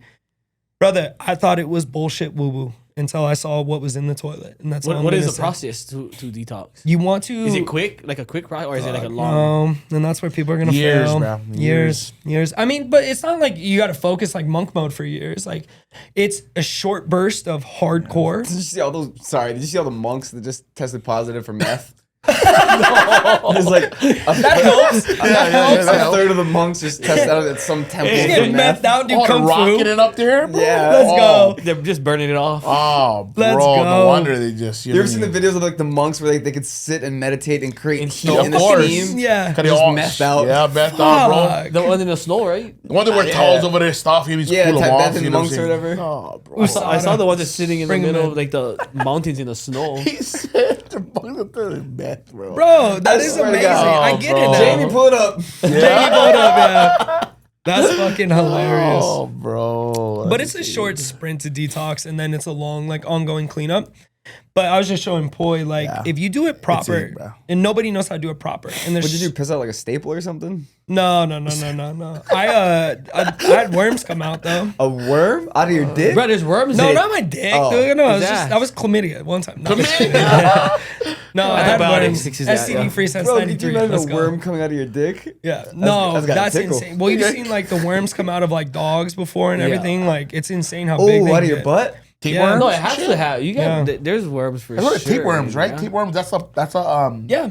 parasite. So parasite. So the thing is, like, your intestines are so long, right? So like you might not see them right here and right here. It's like getting to the middle where everything lives, and they make these things called biofilms, like these protective layers. And the problem is, the longer you let them in there, the bigger the protective layer they are. So it takes even longer to get it out, and it's crazy. So I did a biofilm disruptor. I did chlorine dioxide and a couple other things to disrupt biofilms. And before you even do that, you got to make sure your detox perfect. So you have to have bioflow, liver status is good. Your gut needs to be mobile, and like you got to be going to the bathroom every day, or else you'll reabsorb toxins. But I killed biofilm and it came out of me. It was brother, just wild stuff kept coming out of me. I was like, I did not know this was in me. And Like, what do you mean? Like, what was coming out? oh, it looked like seaweed bulbs, like just weird shit every day, and like a lot of like Shit was probably in there for years. Too, right? years, bro. And it's all like, and I've had gut issues for a while. I've had a lot of issues, and I boil it down to like from birth, like I definitely have a higher heavy metal exposure in my family. My mom had a lot of mercury fillings, and so they did a study. You are born with the amount of metal or mercury in your brain that you're born with is the amount of fillings your mother had at birth. My mom had 9 metal fillings from 15 years old. I was her last child. So I probably got the heaviest heavy metal burden out of all my family, on top of vaccines, on top of I eat a fuck ton of fish. I was eating tuna. I've ate tuna every week my whole entire life. There's so much mercury in tuna now, and that shit bioaccumulates and just sits there. It binds to enzymes, and the fucked up part is you can't test. Yeah, Because it's not coming out of you unless you do a provocation test where you take something that'll pull it out and then you test your pee. But so you have to look at symptoms, family history and shit. And I just had weird stuff, like developed tinnitus last year, just out of nowhere, super loud for a minute. And then when I actually went in to go chelate, which is the process of removing metals, it was like the first time I felt like everything go away. And so it was like, oh, here's what's going on. When I pulled metals out, I felt better. But then I hit a wall doing that, and that's when I discovered like true detox, and that's like building from the ground up. So it's a short sprint, but I took things to disrupt biofilms, and I mean, just like slime coming out, like structural stuff coming out that looked like bulbs. Like I just kept having things come out. And then I did a flush with castor oil and worms came out, like clear worms. And then like worms that were white and they were smaller, but it was like a lot of them. And the crazy thing was both days that I released worms, I fucking had anxiety, depression, no energy, tunnel vision, felt all weird. And I go to the bathroom that day and it's never in the morning. It was at like 2 p.m. I was like, I have to go to the bathroom right now. And I felt like everything came out of me. I looked, there was like nothing in the toilet but them and like just like weird stuff. And then an hour later, I feel like brand new. And I was like, what the fuck is going on? Oil flush. Bro, it is insane, dude. It is insane. But does the colonic help with that? I think so. I haven't done anything yet. No butt stuff yet. I'm trying to get eased in. Pinky first. But we will. I was going straight to the butt stuff. You would always? Yeah. Butt guy. The butt guy. What is that? They just shove like a water hose up your ass and yeah, fucking go let straight it to rip. butt play. You could do mechanical stuff, but like you gotta really like support this. Two different combos, basically. Well, you know, We talking about butt play, off right? subject, but well, you know, it's coffee enema, you fucker. That's that's one of it, right? Yeah. The Bro, coffee enema. There's bro, some people do science coffee behind enemas, that. bro. That's Yeah. crazy. Yeah, But there's the a lot of colonic is that science. they put like a tube and I think yeah. they like shoot more into Warm you, water. and then it like goes in deeper and pulls out. Because the enema, coffee enema, the way it works isn't like it'll clean like what's there and like in the area, but it Not stimulates. Yeah. So you have bile. It's produced in your liver and stored in your gallbladder. Bile is what makes you shit. Yeah. Bile grabs onto toxins, and the problem is a lot of people have bile blocks. They have stagnant bile, or bile's recirculated. They have toxic bile. So their bile they're making and like or is being used is already toxic. So you want to take stuff that stimulates bile flow. So there's stuff like artichoke, tudka is a really good one. That's for the liver. that? Yeah. Sounds like a drug. I get too deep. I know. We're on. What is that? Yeah. Tudka? Tudka. Yeah. This sounds like it's a a bio drug. Yeah. So what you do I is just you're pictured Tuca. Like Tusi? yeah 2CB or whatever. Yeah. Yeah. Yeah, I had a friend do that recently. I've never done drugs. I've done mushrooms and like a little bit of weed, but like my buddy's like they're coming out with like acronyms with numbers and shit. And I'm like, this reminds me of 21 Jump Street. Like, For real. what the fuck's 2CB? And he was like, it's a mix of this, and this. I was like, fuck, bro, I'm just on the blue meth. Like, leave me alone. Blue meth, bro. Yeah. That's fire. I went to EDC one time when I took a Molly that had meth in it. You know? Fuck, on Yeah. one. How'd you know? On I one. took Jack 3D. That How, was how, meth. how did I know? basically. How did I know it's on it? Yeah. How's How'd it- you know it was meth? Up I was on in my like fucking 3 days. swimming pool with the snorkels on in the pool with the brush scrubbing the walls in the pool. Oh, you. On one. Yeah. I called Gersh too because he took the same one and he's like, bro, I've been fucking jerking off for like 4 hours. I was on one. I was in the pool, bro. Fucking goggles on, snorkel out the water, brush, scrubbing the 2 o'clock in the morning. No, it was like daytime because we just left EDC like the next so morning. 12 o'clock in the afternoon. Yeah. Oh, On. bro. Gersh is fucking wild. Scrubbing the side of you pool. Oh, scrub. It was all clean after. Gersh is in a nice state where he's a lot calmer now. He's older. I love it. Because when I first met Gersh, he scared the absolute fuck out of me. They told me, they're like, don't piss him off. And he's still losing. That's what they said. Yeah, and so he walks in the gym, we're all sparring. He's just like fiending, like, oh yeah, bro. Oh yeah, bro. Like, That's just normal. That's just normal. That weekend we had a tournament and he walked onto the mat in the middle of my match to yell at me because I was on bottom. I won 2 matches. I got third guy, pull guard. I'm on bottom, kind of chilling. and know I'm gonna finish him. And Gersh walks out on the mat. He's The like, fucking pool guy. move, bro, move, boy, move, fuck guy, like screaming, spitting on me. I'm like, what the fuck is going on, dude? I'm white. Like I don't do. My dad I'm white. fucking hugged me. Like stop. There's It's even so pictures great. of him like climbing on rings during the fight and everything. Yeah. I'm a brother's fight, bro. Yeah, literally. he's on the ring, bro. He's in the ring with us after the fight. Yeah. Like, oh, cause we Storms You're like, in, dude. we need it, cause we need it. I'm like, oh, bro. That guy That's was my nuts. content is fuck. I knew immediately. I love him. I fucking love Yeah, him. bro. Dude, my gym experience is so great. I met Gersh. Stevie was the first guy I ever rolled with. So Yeah, we rolled this Stevie. guy, Stevie. Do you know Stevie? No. First guy I roll is he's bald, whole head's tattooed, neck's tattooed. He looks like you're like Jason Statham with tattoos and then gunshot wounds on his chest. Yeah. Oh. And so, Like real gunshot wounds? yeah, he's a man, Stevie, dude. yeah. And he's off his rocker. Yeah. Fucking off. So I go to meet him and like Rant's like, you're roll with him. I'm walking up, I'm like 17, little white kid, like, you know, I'm like, all right, like cool. I was like, what's up, Vance? He's like, I was like, all right, and we roll, and I was like, is he gonna fucking stab me? And so we roll, and like I like going, and he's fucking hammering, he's choking the shit out of me. I was like, I need this, like I need to become this I guy. remember, so we worked together back in like Billabong days and Element days at the outlet south over here. This is probably like 2012, probably. Yeah. 2013, I think. No, it was. 20. I graduated 11, so it was 2011. Yeah, 2011. Shit. So 2011, he was working over at Billabong. I was one of the supervisors and managers over at Element. And like this guy used to always be trained at that time. That's when I was always doing jits, boxing and stuff like that. And this guy always, hey, where you going? I'm like, fuck, I want to go train. Oh, fuck, I want to come. You just want to go and train. Hey, let me know if I can come by. Shit, I took him to the gym and shit. Ever since then, bro. That was history. Yeah, history. Shit, you stuck with it all the way. Well, you know what changed everything for me? I was in like 10th grade.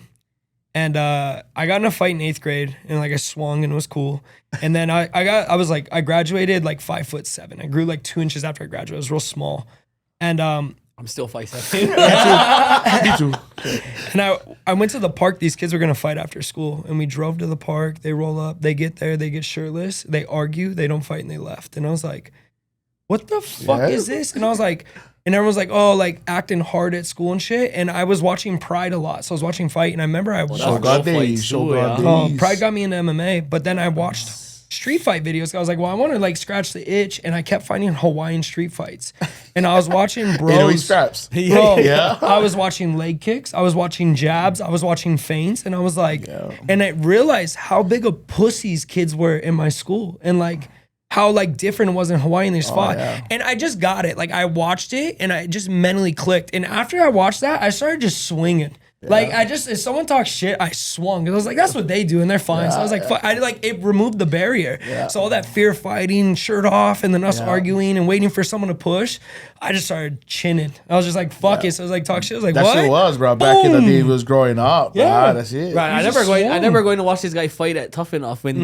Bro, Tough Enough, they used to like have a street team that would just give tickets out. Like free. And the arenas would be packed. Remember that when it was free? Yeah. Arenas would be packed. I know, you came for the first title fight. Yeah, we were all there. It was so great. But that's when I met him and he was Hawaiian, like my brother owns a gym, I was like, I'm going where fucking Hawaiians go, dude. I was like, I want to be like them. Like they scrap. That's what you should do. So I started training with all of them.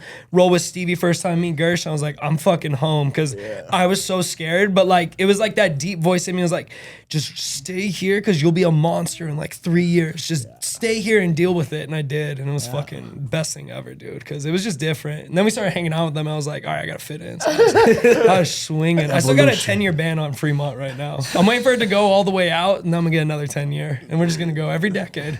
We're rolling at 65 Wait, and you just got clean someone. You got banned from Fremont Street? Yeah, I have a 10-year ban. I'm undefeated on Fremont. I'm like, I gotta be at least 20 and up. How'd you get banned from Fremont Street? I cheese grated one dude's face down steps, and then I knocked out 2 other guys after that. So 3 weeks before my last title fight as an amateur, and I was hammered. It was bad.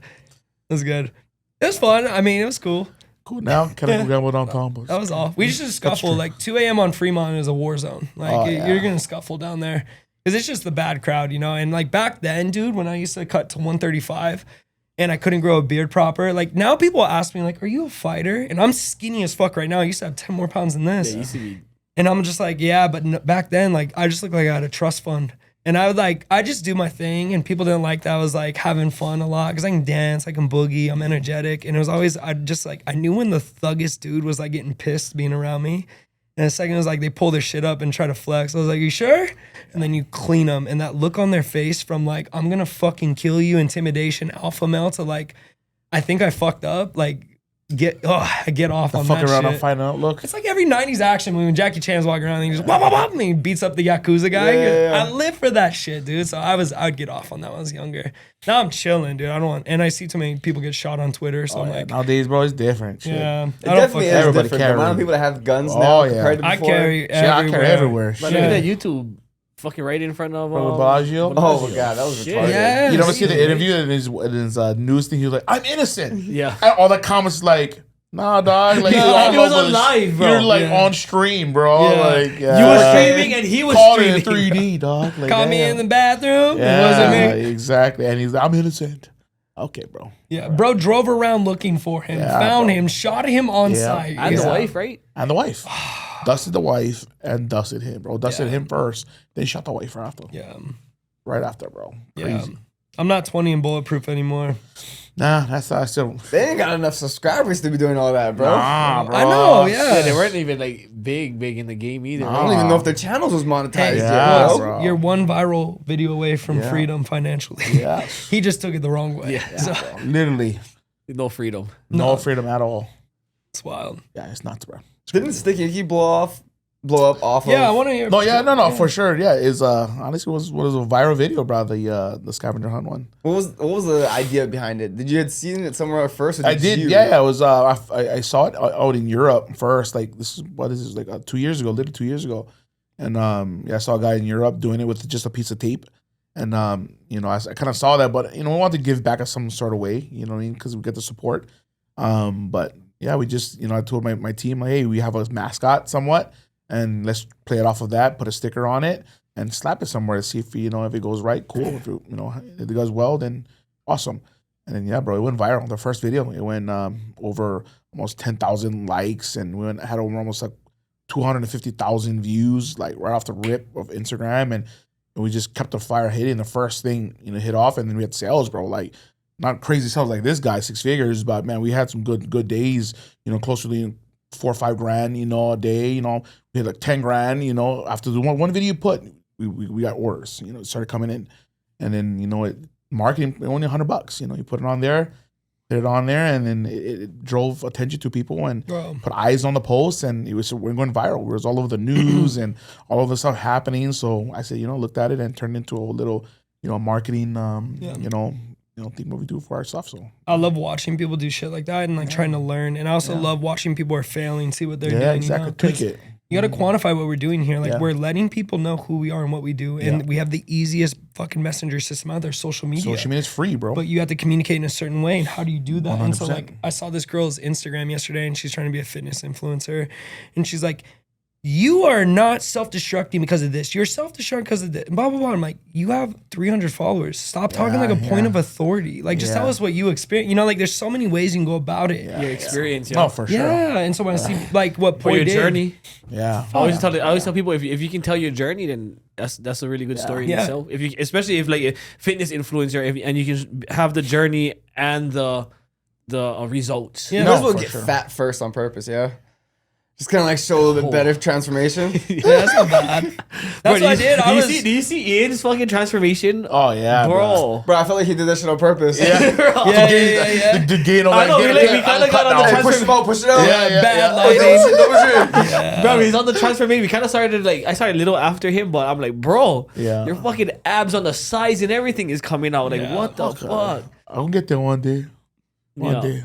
I love that. But his yeah. transformation, that's why, like, for me, I tell people, like, how do you trust a trainer that can't go through the process or is Of not course. in shape? Yeah.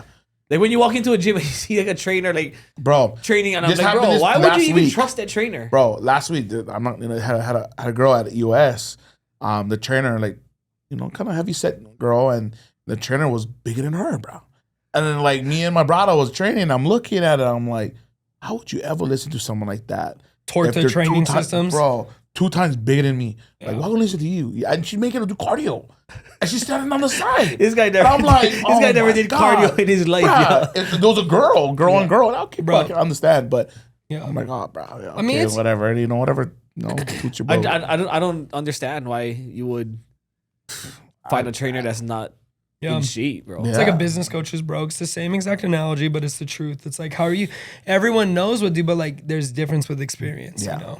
Oh, Because they of can, they course. know when you get in that rut. They know this. It's so easy on paper to regurgitate. Like fucking no, like 2,200 calories a day is so easy. I figured it out. But like, you haven't done it. You don't know the intricacies. Yeah. Boxing 6 punches.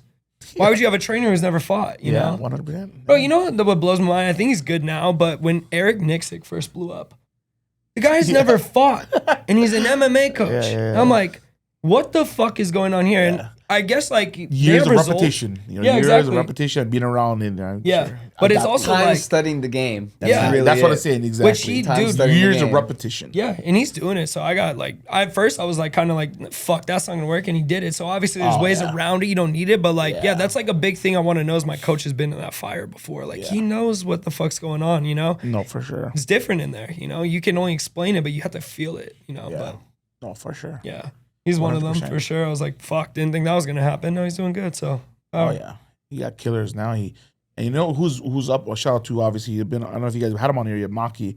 But Maki, man, I know he's going into that role too Coaching, now. yeah. Oh yeah, Maki's a killer, man. Like, got some big news coming soon.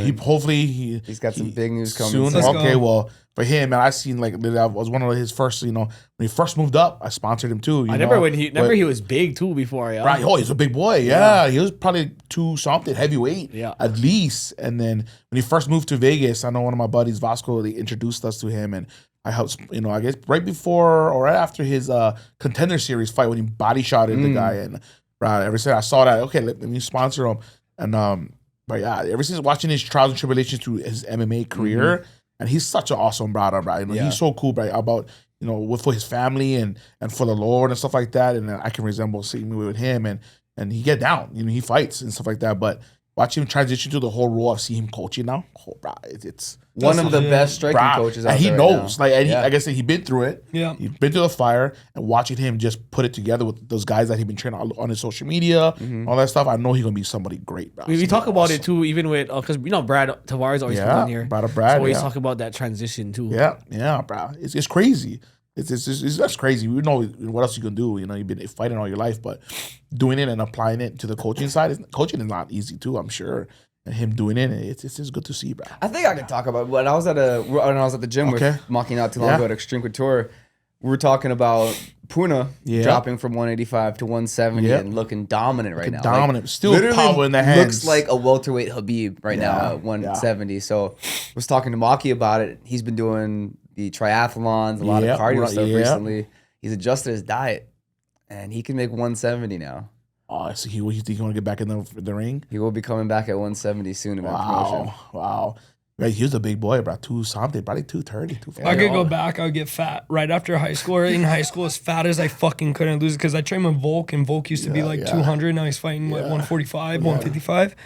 And like out of anyone I thought was on roids who's not, like I can confirm, that motherfucker's so dense, dude. It's ridiculous. I never see 145 since the third grade. Literally. Third grade, 145. Couldn't make Pee-wees, bro. Or junior Pee-wees, I couldn't make. Wait. Oh, too fat. I never ever could play. You have to go midgets. I couldn't make midgets. Oh. I was too fat, bro. I went straight varsity high school. Yes, sir. Straight varsity, Kailua. So right after lifting, I started lifting. All the ones like middle school. 7th grade, 8th grade. Oh, this is on tank, Tank, bro. That's why I played running back, fullback. I look like Wait, so what weight did you come into high school at? About 200, 220. I was like my 5'7". I never grew. I grew 5'7". I forgot. Never grew, bro. I you got there and then you stopped. 7th grade, 8th grade, 5'7" or 5'6". So you was kind of big back then. I was a big boy, and then too big now. But I went right to high school and I started lifting. You know, it's always strong, bro. My family was always strong, dude. And we just started lifting. And I said, you know, if I cannot fucking make midgets, I cannot make Pee-wees. I watch all my friends, they're watching them go play, you know, on the sideline. I'm watching them play. I said, okay, I'm gonna fucking strong there. When I get to high school, I'm gonna bury you fuckers. And that's what happened. I went to high school, started, bro. I played against a lot of hammers back in 06.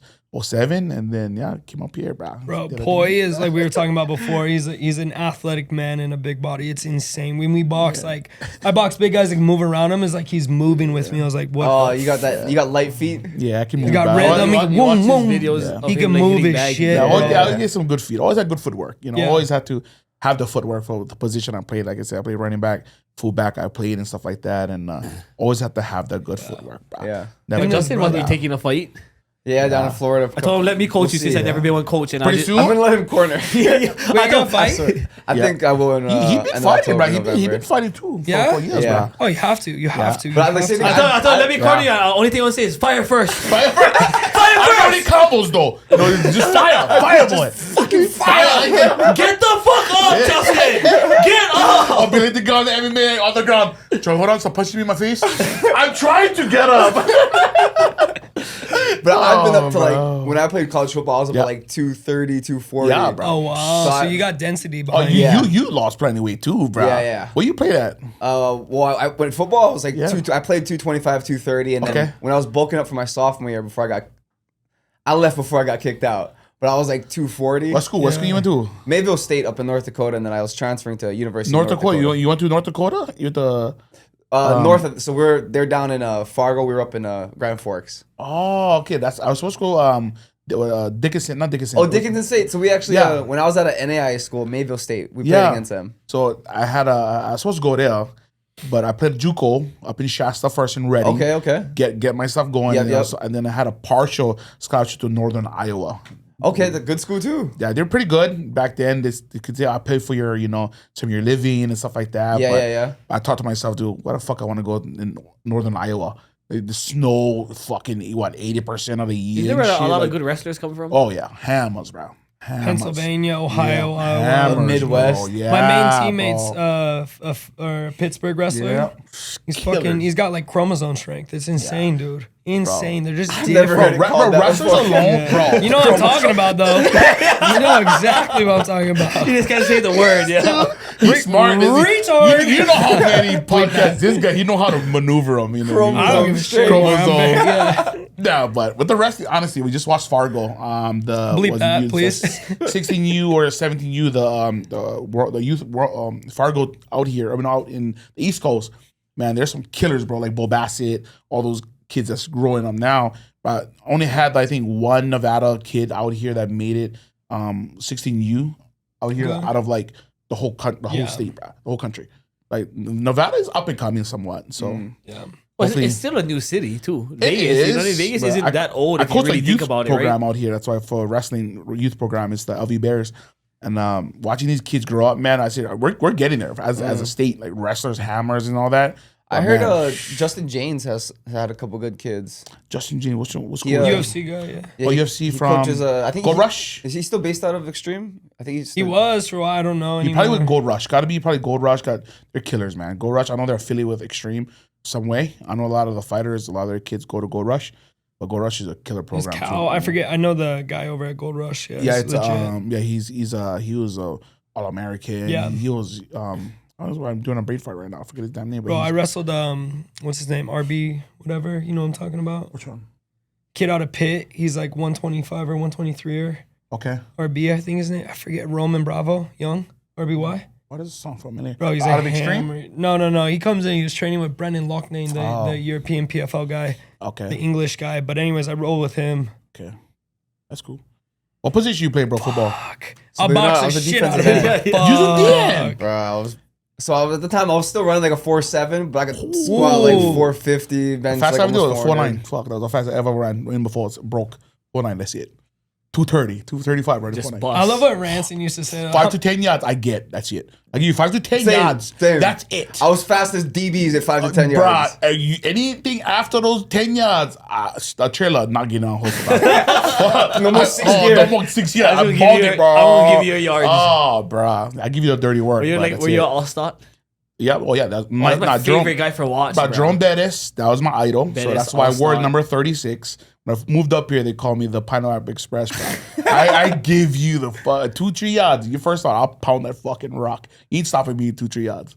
I'm gonna run you over. But yeah, but that was my thing. I love. I can picture it. Point like his helmet don't fit, so the pad is real small. Nah, bro. Hey, helmet will fit, but fuck, I'll break a couple of my helmets, bro. I cracked. broke, bro. I cracked in back. This some guy probably don't see this, but if you put them in there, a lot of our guys back in when I was go to high school in Kailua, I fucking broke some face masks, some other people's face masks. Yeah. Shattered them right off the fucking face mask, bro. Broke Methylene it. blue fixed him. Broke it, bro. Yeah. Look at him now. I'm pretty good CTE, pretty sure right now, but no, you're good. But I don't think people recognize like that was so common back home in Hawaii. Like Yeah. people would just the way they head hit, first, bro. Right, head first. Neck. I wear a horse collar. Flying, like, Yeah. explode Yeah, into bro. you. That guy, they don't do that, the kick return no more. I was a wedge buster, bro. You should send me to the wedge buster that had 4 guys lined up with arms. I just go head interlocked, first. yeah. Interlocked. I literally head first, bro. Is your point? You see those? They come together. Once you break that wall, I go head first and it's fucking 4 people. We had a point that was the wall buster too. Yeah, bro. That's it. Head you guys, first. you guys see the New Zealanders doing Oh, the the- heads up one now? The run it straight? Running Yeah, they straight. run it straight, bro. Someone died though, or one of them. No, died. one of them. Small white But kid. that was just like a white kid that was doing it, not at an Oh, really? official. Oh, not event or official? anything. It was just like at a park. Oh, no Him wonder. and his friends, and he just got. How they blew the stalked. social media? Oh man, they run in or whatever. Someone died or whatever it is. Yeah, it went like Media. viral like that. Was in, but no. Was it all good? I like how they're making it more more professional how they're like linking it together. Announcers and everything. Yeah, bro, and sponsors, big sponsors and stuff like that. We're starting to get like the competition. We got slap boxing, running straight. It's just CTE for free. Just Bro, fucking what was the other one? A sperm race? What? You guys never saw a I sperm won that. race? Won that. Sperm rate, hey. Were you the one that showed that to me? No. I guess I'm strong. Bro, Sperm, I my dog. tuned in and all. I had highlights. Wait, Sperm race? Bruh. Not even. What microscope? Yeah, look promise at the to- microscope. They're look. They had the microscope projecting it up on the Not screen. even. In an arena. They dropped their I know, sperm you into guys this over there. petri. Can you imagine though? Can you imagine? Hold on. No. I gotta record this fucking. Hold on. Can Hold on. Can you imagine you get to the finish line, there's no egg? I just ran that for sperm nothing? race. Bro. That's insane. That's They crazy. put it. They like injected it, or they put it on a petri dish. Oh, they don't got a jerk in there? Oh, you got a pre-jerk. Bro, they should line everybody up and you gotta No, they had the sperm ready. They put Raleigh it in will a be dish. ball open and Oh, all. Raleigh in. Oh, look at Hey, him. toes like this. Did you guys ever play that game? What's it called? Ookie Cookie? No, what is that? Okay. The last one to go on the cookie. I know what you're talking about. It was like I've a only heard of fraternity it, but I've thing, never yeah. like. I heard the muffin one. I Yeah, heard the that muffin. something similar. Yeah. Everybody's gonna like come on a cookie, like the last person to come has to eat it. Oh no, fuck! That's like American Pie shit. You gotta watch. That was it, some dude. fraternity shit. I remember That's hearing fraternity, about that. bro. Yeah, it was like toast or muffin or cookie. Oh fuck! You would Fuck never that. ever Fuck fuck that that. fraternity. Yeah. What? No, fuck you. You fuck that ever. I'm on a 3-week retention, so I get there quick. And if I ever got that Cinnabon would be just all icing. One quick Oh, leg. the infamous claw. Boom, right into the palm. I'm on a catch good a man, retention catch. right now. Yeah, Yeah. I'm Bro, good. my back hurts. These kettlebells are swinging right now, bro. I'm like 3 weeks in. I'm like, fuck, all right, we got this. Oh, and dude. it's summer, so it's hanging. Dude, it's hanging, yeah. all those you fuck. Oh, Round of applause. yeah. Clap. Oh, Very good. It's like, they're making all kind of crazy shit, bro. that's crazy, bro. But I don't know. I just think it's trippy, like the power slap, how you said, the running for straight. free. Women playing basketball. Fucking idiots. But it's crazy how they're fighting for like equal pay. You know, I get. You know, trust me. Okay, well, we look. I got at a it now, jersey, like, though. Cunningham. Cunningham, oh, she's bad, bro. Ooh. Cunningham is bad, bro. And thank God. She was ugly. Yeah. Hey, probably- Cunningham. Hold on. Bro, to be honest, like you could probably fly Cunningham out here. Like, Oh, don't tell me that. Oh, Garrett, you can make what him does she happen. make? 70 grand a year? Can That's what they get paid? That's what they- But endorsed probably with some, probably more with Do you her see endorsement Nike's deals. new endorsement for him? They What? did let her cook. You know, it's like, let him cook. Oh, they that's didn't let funny. her cook. I was That's like, funny. Oh man, bro, that didn't go well. Like, let her cook like, in the kitchen. Hold on. I caught on just now. Oh, I was like, Just bro, caught on. who approved this, you fucktards? Like, what are you doing? Oh, fuck. That's Nike. Bro, the league is crazy, though. Like, what they're trying to ask for same pay as the NBA player or percentage, right? So I guess, but like, okay, cool. I would see like, yeah, give them some kind of a raise, right? Yeah. Like it's getting more popular, a little bit Yeah, more. but why is it popular? one player? No, Well, two. let's say Cunningham, two Reese. Oh, Cunningham, but Number one Reese, selling Angel jersey. Reese too. I bought one. just because Angel Reese, obviously, She's on dud. like She looks get good, market- though. Her she- OnlyFans probably do really good. 100%. She get good marketing, right? I like Yeah. her shoes. You know what I mean? Her shoes get good, so shout out to Reebok and all that. So it's good, but a couple other stuff. So I feel it's 2 players or 3 players. Nah, they can I don't definitely. even think they're that big. It's just they're just pushing the hell out of it. All the Yeah. airtime that they're using to True. push it. It's like Yeah. how they talk about everything on the news, right? Yeah, Or yeah. the body positivity Yeah. stuff that we had not. Too I feel long like ago. they can make whatever popular they want. Exactly. Whatever they would want. Yeah, I think they got to pave it, right? They got to put that work in. Just But don't The look at the sheep guys. are always going to follow. Yeah, There's of a big course. portion of the population Yeah, of yeah, sheep yeah. and will True, true. always follow. True. Amen.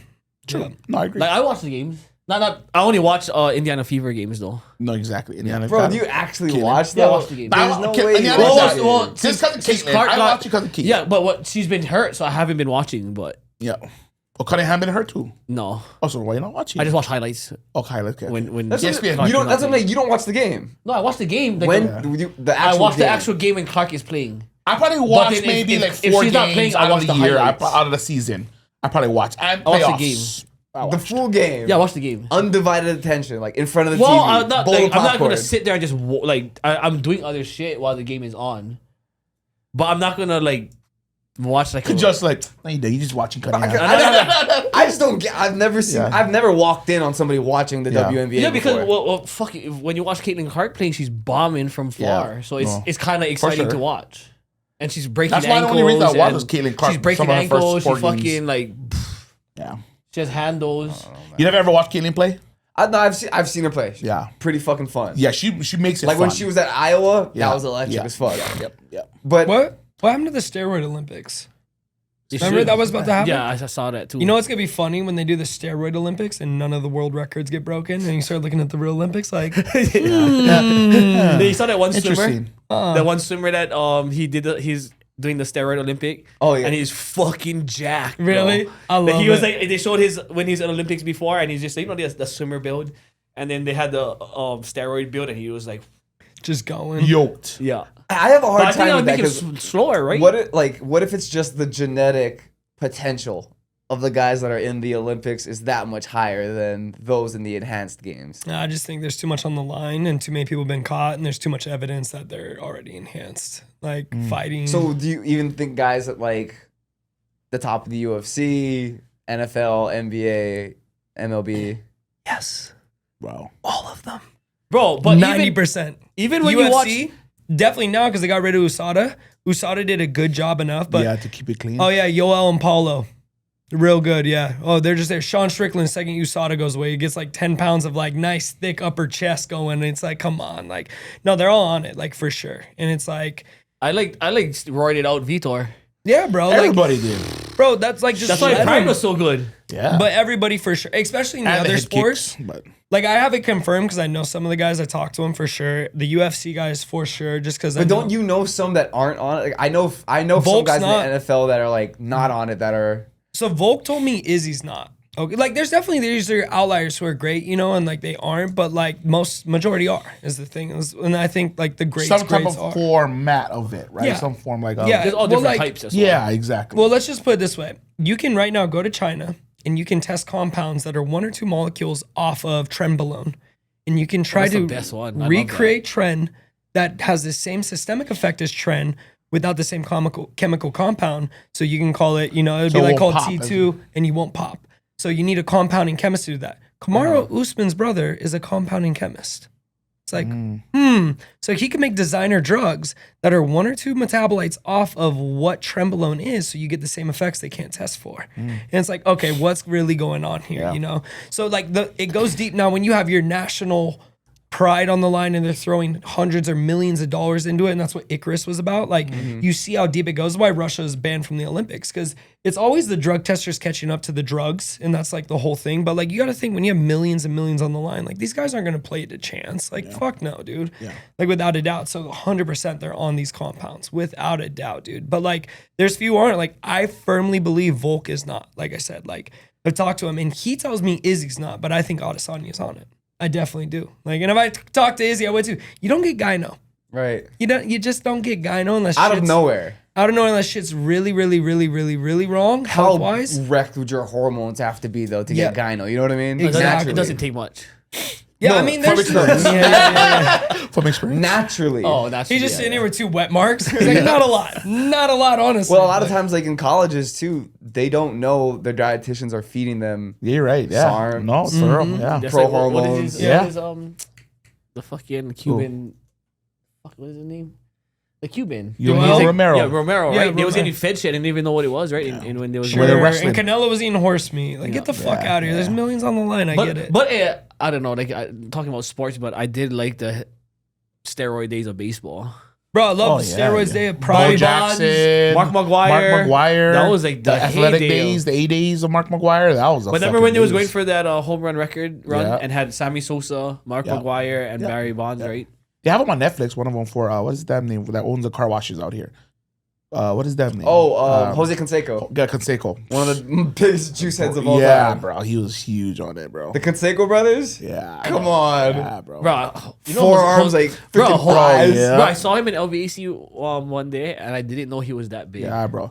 If you can break a bat, like just standing there walking off the damn, the plate and just break a bat like that, bro, that's insane. You ever try to break a bat before? No. There's no fucking way. I broke my own thigh working a bat. Fuck.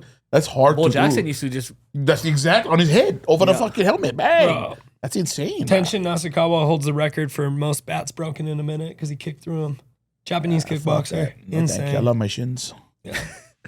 But like you look at ONE FC, those guys are like just blatantly juicing, and it's so fun to watch, dude, because it makes you so much more durable too. That's where Mighty Mouse went, right? Yeah, they just get in wars. Mighty Mouse probably doesn't juice. Yeah, exactly. He went probably the natty way and and he got Just beat the one over with, there like, a couple like, times. Natural freaks, right? Yeah, bro. insane. But that's why I said Pride was so exciting. Like, Yeah. bro, they'd fight. Remember the Bushido tournament? They Oh, encouraged yeah, you. They'd fight days in like Yeah. couple in They fights in one encouraged night. you. Yeah, They one put it night. on your contract like Yeah. we are not testing yeah. in bold Yeah. numbers. That's what I like, my homie was fighting over there. He said that it says on the contract we do not test. bro, that's we why do not encourage, but we do not test. Yeah, I don't want to fight. So in- take tests. yeah. I'll fight in the UFC if ever the spark comes back. I don't have the spark for it. I'll get fucking killed right now by some young Brazilian coming up. There's no need for it. I'm in doing business, doing that shit. You But ain't good, bro. You don't need to put your brain to that no more. yeah, I still want to fight. Like I Of think course, about it yeah, every you're day. just a nut in you. You Bro, want to fight. I pop but in the gym like once a month and spar, and just nut guys are getting boy. fights. I just hammer Just as much as I blown out can. scrap in there. Like Yeah. this fucking guy. And then I leave, and I'm like, oh, all right, I'm gonna be more consistent. I see him again in a month, Yeah. you know. But I'm also when I'm done, Too much going on though, Yeah. right? I'm Of detoxing course. too. That's the main thing because I still need combat, and I'll still always train. That's like and do when it. we went to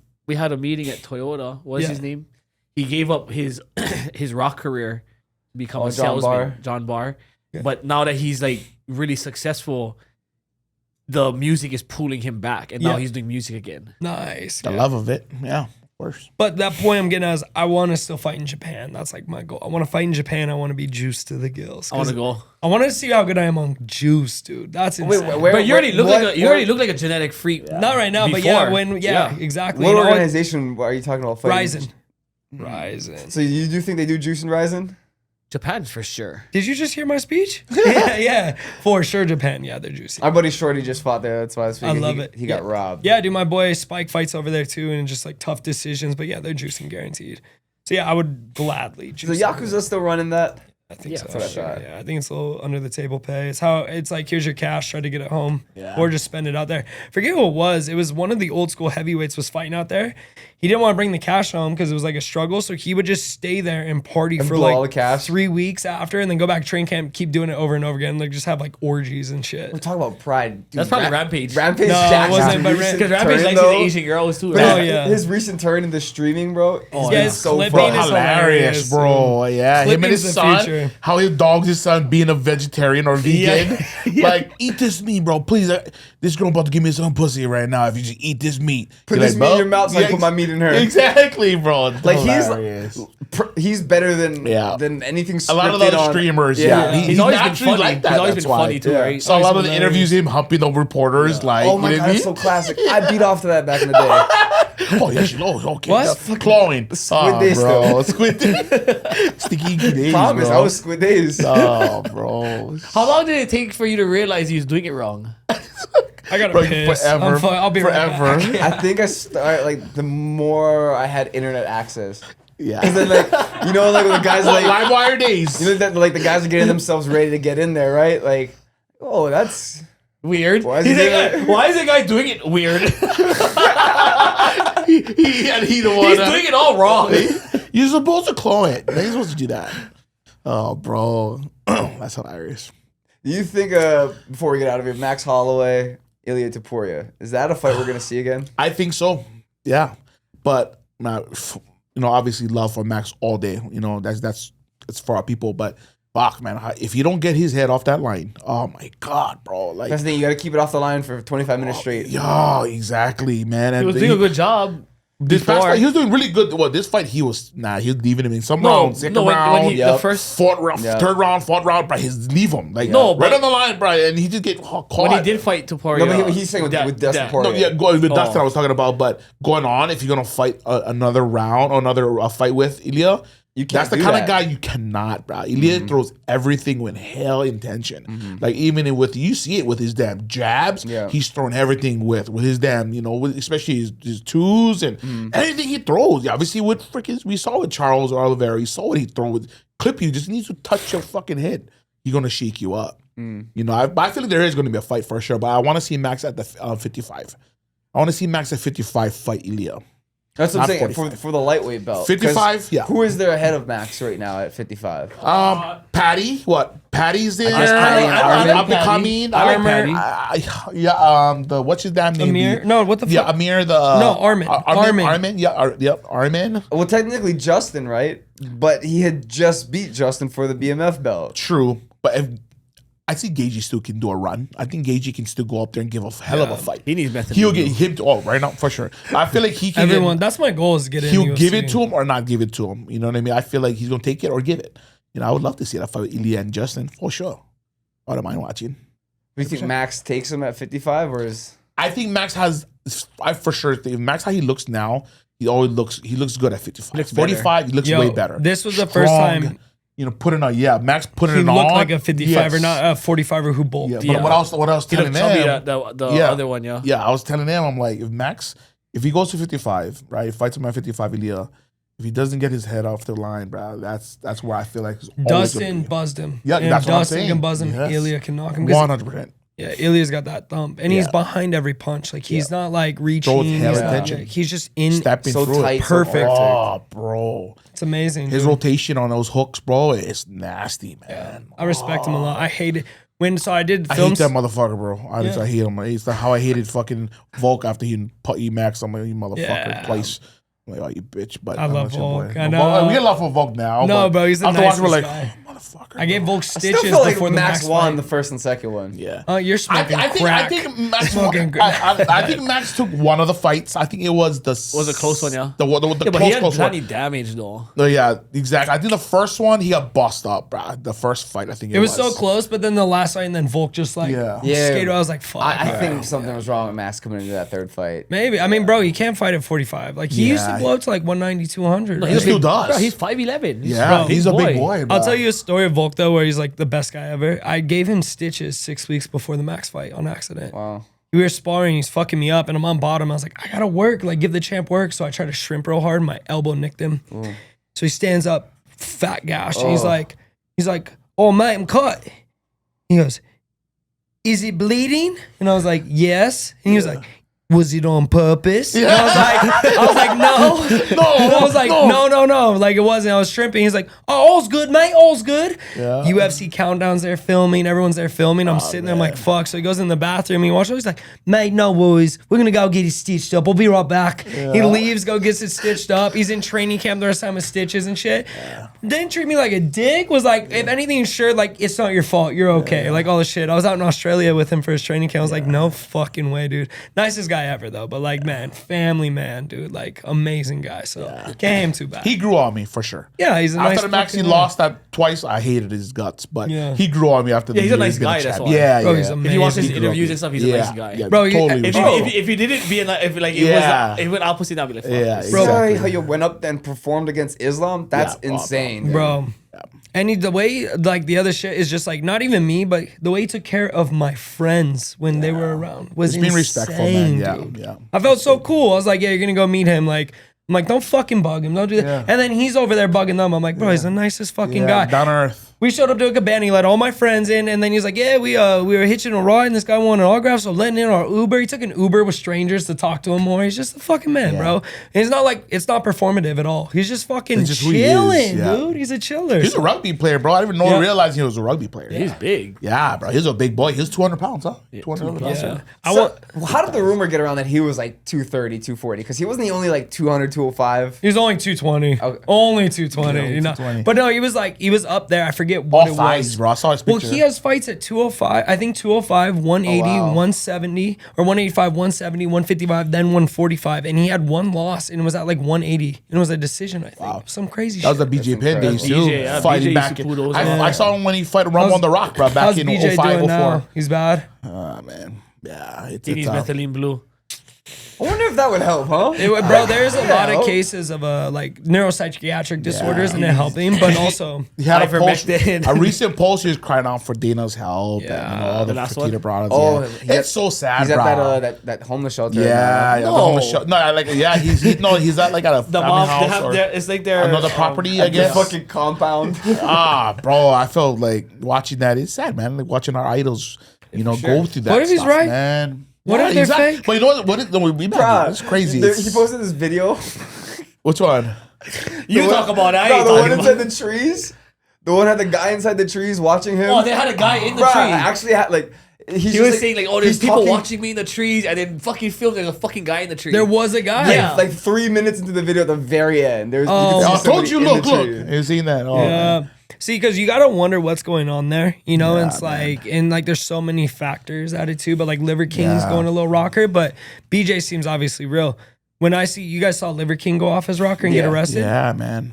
I don't believe him. You think it's like a publicity stunt? I think he's a little sick, like, cause he's doing like he's left clues on like he's like kind of fallen in health, and it's probably from the roids. We also found out he was on steroids because his health tanked, and he was trying to get his blood work looked at, and then someone leaked the email. But he was like, yeah, he's like kind of on dire straits. He said that himself, and he's like doing coffee enemas. He's like, my stomach doesn't work anymore, and blah blah blah.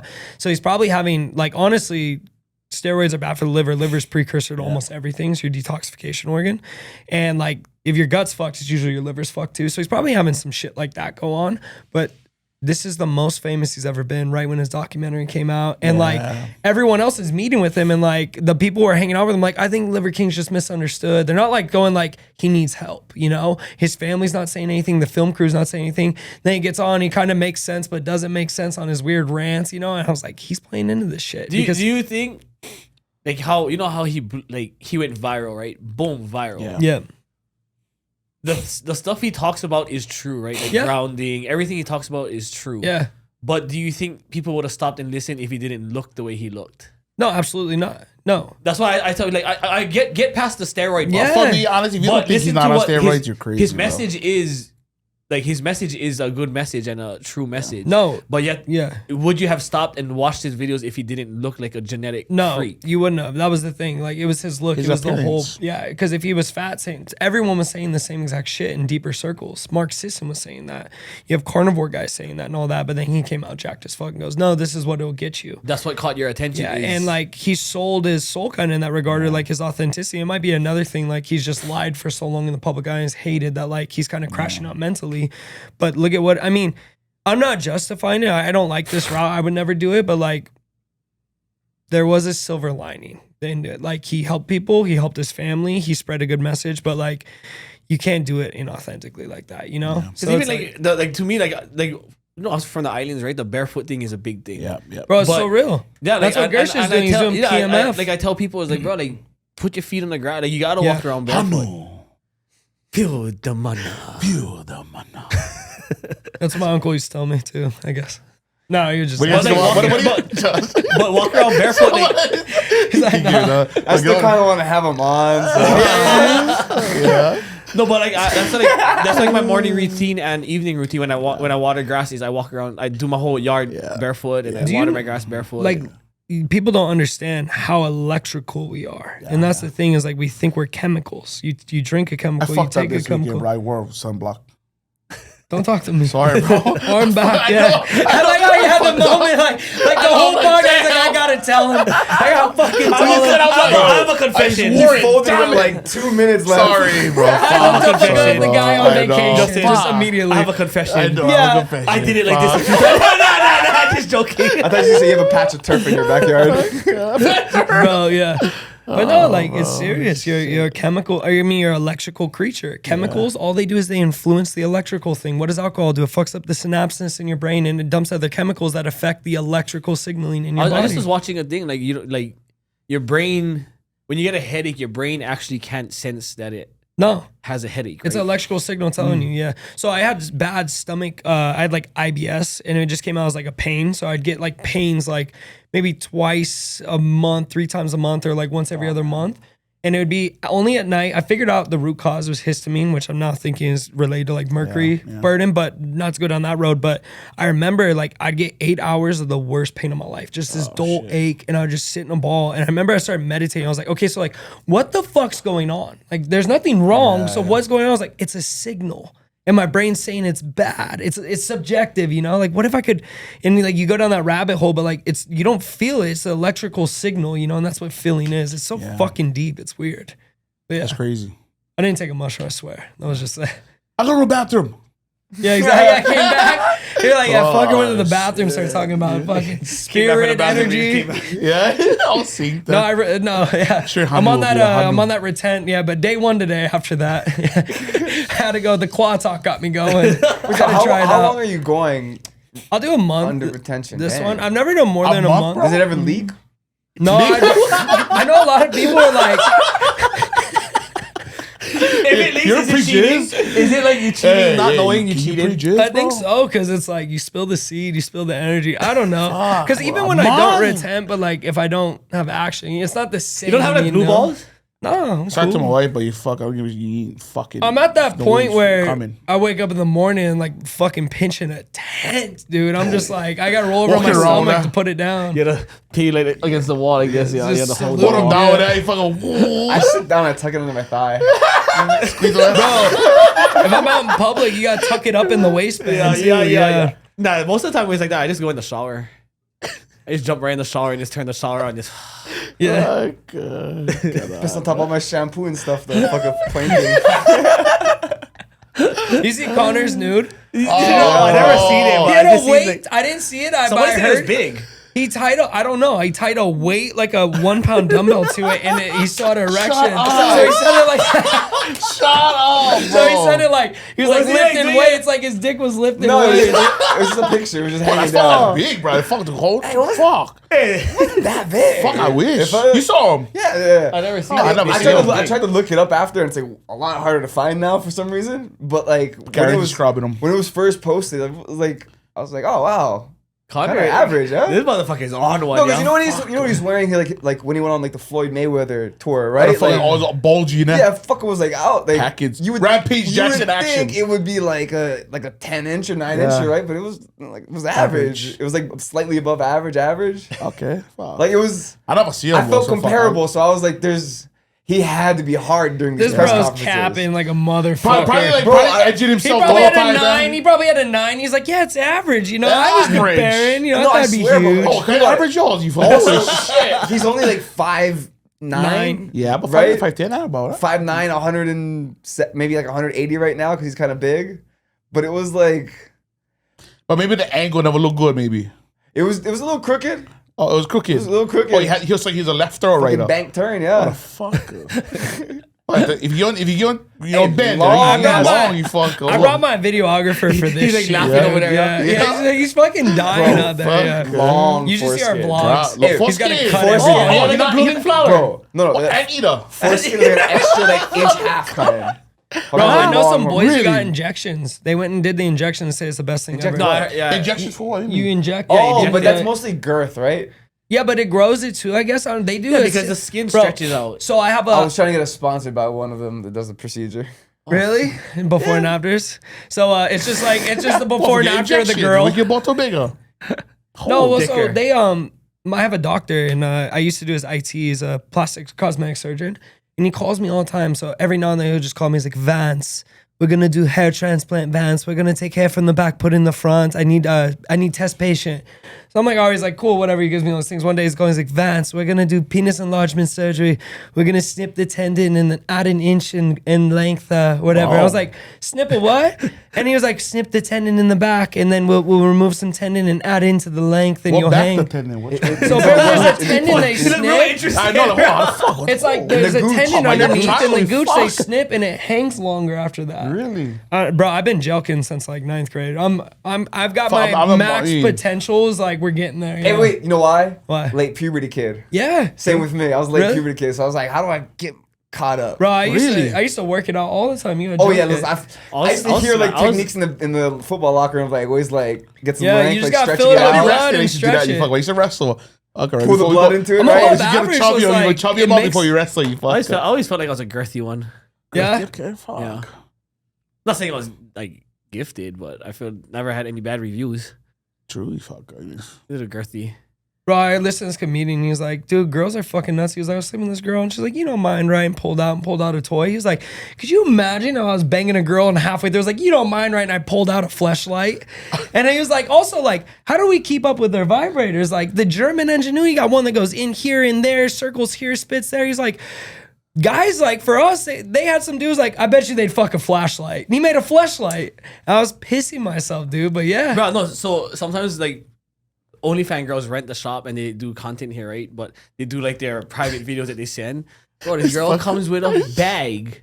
Like all the different toys. Bro, like John Wick. Raleigh the fluffer. Raleigh No, the I'm fluffer. help Raleigh. out. Like, oh, yeah, Why he it's pitching down on to a 10? science. He helping the girl. Why he pitching on 10? I have to tuck, I tuck him up. I tie the string tight. Hey, you've No, but she's hey, like, the one he's oh. talking about, you've seen her videos. I promise. No, but she's Yeah. like, World oh, famous, go one of the most in the popular over bag, the past couple grab the BBC. I haven't, thank God. Bro, grab the BBC. I'm not a big I'm porn like, guy. open the bag. There's 12-inch couple dildos. BBCs, but I'm like, bro, all of them are big. I'm like, which one? Like, bro, you pick it up and it's hanging out the sides and it's like, Oh, bro. and I'm like, bro, what the fuck are you gonna Take flight? do? Yeah, what the that fucking thing on Gap, bro. Gap. yeah, and like, shit. bro, I'm like, I That's don't know crazy, what. Bro, Why what you look need to that do, big, though? Fuck. if you want financial freedom, you need to make the claw. You need to make a hand. Oh, dude, And the fingers go like this and you hold it like a It's gonna flashlight. look like the Addams Family hand. Yeah, bro. Yeah, you can call it the still friends. Oh, bro. It'd be good. With the honors logo on them. Oh, bro. Bro. But like, bro, when I pull it out, I'm like, bro, like, the thing is so thick, bro. Like, when, like, Oh, I thought you were how talking does- about his dick no, again. but how does Yeah, like, no, no, yeah. like when it's time to do it Must with a be real, nice, with a yeah, real fuck guy, it. like what the fuck? That's a problem, right? Like, that's like, When you don't fill up the hole, yeah, well, it's like, where do you stop? You know, Hot that's dog why I down think the you get into hallway. like fisting For weird real. shit. Turn a hot dog down the hallway. That's fuck. I don't know. Like, it's got to ruin it for them, is what I'm saying. Like, because, like, now you're fucking your chance up of getting, like, someone that fulfills you. Yeah, right? True. But also, If you girls make- don't penetration, whatever. It's like, they're always on the outside anyway. But a lot of I feel girls, like it's a bonus. honestly, a lot of the girls, if you, you know, the ones that would be honest with you, it's not about the penetration. It's about how you fucking, you know, you pleasure them, you know, how you rob them. Cow? Yeah. You got a cow? Yeah. That boy. Yeah, cow, my dog. Yeah. Sit on my That's all you face. call it. Fuck. Yeah. Sit on my face. Sit on my face, you fucker. you like a girl that likes to be hit or like choked?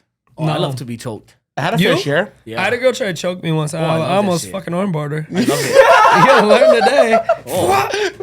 I'm love really it. choking my ass. I like it. Choke me till I see black dots. Oh, you fucker. You off, you fucker. That's all. Riley's got the time- belt. It's the only time he likes to see blacks. Yeah. Ron's the type of one. You know, reverse missionary. You the one with the missionary. Yeah. That's Ronnie right there. They pounding you fuck. Oh What is my it called? God. Amazon. Yeah, I was there. That's Raleigh right there, bro. It's fuck. There's a word for that one? There's a To get name to her for that? position. Hey, like, the girl on the you. girl is like Yeah. puts like you Your dick inside in of her her. and she like Yeah. goes at it. Oh, Yeah. I'll fuck with that. I know you fuck with that. I can tell of you fuck. You need one of those gym girls that's all like Yo, No, yo. I don't care. I couldn't. big beans. Big oh. Fuck a big Okay. clip. I don't think I could like do like a full fitness. No lie, you like fuck though. No, like, No lie. Bro. You just talk about Cunningham. Cunningham little one fucking one. No. One roid poke away from that fucker. She's not shredded and No, but she pretty. She got, you know, she yeah, decent. it got some plump. Yeah. at least. But I'm talking like You put her on Psycho, she'd fucking buff up. bodybuilder too, kind. I'm talking, though. Guarantee put her on Psycho, she buff up. but bodybuilder like tight. The one like the clits, the Was her little name dick. Jess, the one from The Holly Home. Oh, The I speed feel like bag. you would. song. No. Fuck, yeah, the speed bag. The hoods. Fuck. I don't think like China, never from WWF. Oh yeah. Did you know I saw the girls video. can get their injections in their pussy lips? Yeah, Why? It makes it To tighter. make them Makes- fat. No, yeah, it makes the pussy fatter. God, why would you want a fat though? What the fuck? Supposedly it looks better, looks tighter, Fuck plumper. that. Look like a hot Wait, like dog an buns. anorexic one. They want you. I don't like to look like hot there are dog girls, buns. There's girls that like want it to be That's seen weird, outside bruh. like their workouts. Yeah, well, like- Fupa, the fupa. You ever see him like? Yeah, I'm no, not- no, let's no, swallow, no, I'm no, not- no, let's no, swallow. you know what I mean? The workout type. I so like you it- can I see like the the lips, chubby right? ones. No, Fuck I get that, that. but I'm saying like, Fuck. if you, like girls swell there too, you know. So I feel like they're trying to make it look like that. But you What do you better mean? look Wait, off what do you mean though. they swell there? Like just blood flow there, you know. It's Yeah. like right when they get there and they get Throbbing. tight, I like a nice like juicy on the fupa. outside. You like the fupa? You I like a you nice the juicy torta fupa. ones. You never had that? I guess I've never paid attention. Like when they're about to to get there, they tighten up. It's all blood flow. You know what I mean? Just you have a wife, Josh. No, I don't. You single? No. You got a girlfriend? Wait. Yes. No, yes or no? He said, single. "Wait, Single. Okay, Fuck, wait. you're I'm gonna not- text. It's a weird situation. It's complicated. It's complicated. It's complicated. I'm not with my baby mama, but she still lives with me. Okay. Well, you still can get action if you Not want right action. now. Okay, not right now. Doghouse. Oh, okay. Hey, brother. We roommates today, you motherfucker. 3-week return. We roommates today. No, I stroke him. Stroke him, man. Fuck him, man. Release. Sticky inky. Yes, on the edge of the bed. Oh, fuck. They sleep in the same bed? Yeah. Oh, what? You don't try to go like that. No, tickle him. Like try to creep over. Yeah. This morning. What'd you do? Oh, don't touch me. What the fuck you doing? I don't know. Well, I just tried. sleeping. What'd you do? Uh-huh. What'd you do? What he said? What? You know, just Fuck, if I No, picture no, you, what'd you do to fucking get in the rub on your doghouse? collie, Oh fucker. man, I've done the worst. Yeah? Yeah, I'm not gonna over incriminate myself. Yeah, but you're right. Smart man. I've done worse. But you than edited what it, to so know. cut the fuck out. Smart man. I deserve it. Don't get me wrong. I made my bed and I'm. You should I'm deny laying it in all the way. Did I see it die? Yeah. Never did nothing wrong. Shaggy. Wasn't me. Yeah. I can't lie. I'm the worst liar. I think it's. I've had some tough talks. I can be a I'm really not good a good liar, liar. but it's just not worth the energy. Yeah. There you go. I'm not anything foul, but I just can't lie. So it's just fucking. You're I'm smart. Terrible. Doesn't worth your It's energy. easier to. It's either just be honest. I think. Yeah, yeah. It's easier in the long run. It's not fucking easier in the moment. you Or just know? don't say nothing. Yeah. Where were you here? I don't know. Where'd you go? I don't know. I was Yeah. blacked out. Blame yourself. I got home though. No, I was drunk, honey. I got home. Before we get out of here, Yeah. please plug everything. right off that. Plug away. Yeah. Meraki Medicinal is the brand, and then I'm on Instagram, Vance FC. But where like I thrive with like educational posting deeper like topics is Twitter, and that's just Vance E. And so Cool. yeah. Cool, And then Poi's got Sticky Icky. Sticky Inky LV on IG as well. My personal Poi Pounder POILBDA. Always doing a bunch of stuff in the community as well. Yeah, bro. Got him. You know, community driven. You know, obviously. This is gonna come out soon, so we got the back to school drive. Yeah, back to school drive. So Yeah. if you guys seen this, whenever you guys drop it, we have back to school drive August 2nd, 10 a.m. to 1 p.m. at the Whitney Library. So come on, if you guys, the family that's in need, that need school supplies, come on by. You know, we're gonna have a lot for you guys. So How long have you guys been doing that now? this is our second annual. Started last year, second annual this year.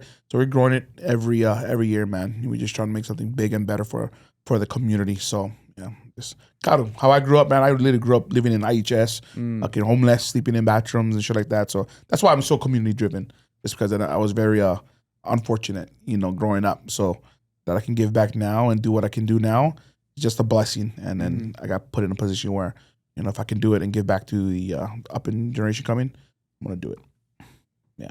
Raleigh, get some plugs. Yeah. Same old weekly releases, Honors brand, Yes, so still friends. You know, we keep you guys Still entertained. friends, It's kind of yes. weird now because everybody would knew like me from Farmers and Yeah. like they're like, oh, Farmers, Honors, and lately I've been getting, hey, you the podcast guy. So I'm like kind of accepting the role as Garu. the podcast guy now. Yeah. Thanks to Justin Proud of Just. convincing me. Yeah. Because at first I was like, bro, I don't think anybody wants to hear what I got to say. But this guy convinced me to come on. Yeah. So, And definitely thank you guys for having us. we should do this Having me more. proud of Vance, Can we bro. cut half the pod? You said there's gonna be views? Fuck. Still French Show. Follow Instagram. Subscribe on YouTube. Do I still do it? Yeah, Tacos Policy down in Henderson. We got another restaurant coming out soon, so Let's go. stay tuned for that. Yes, so. Still French Show. We'll see you guys next time. See you Yes, guys. Peace.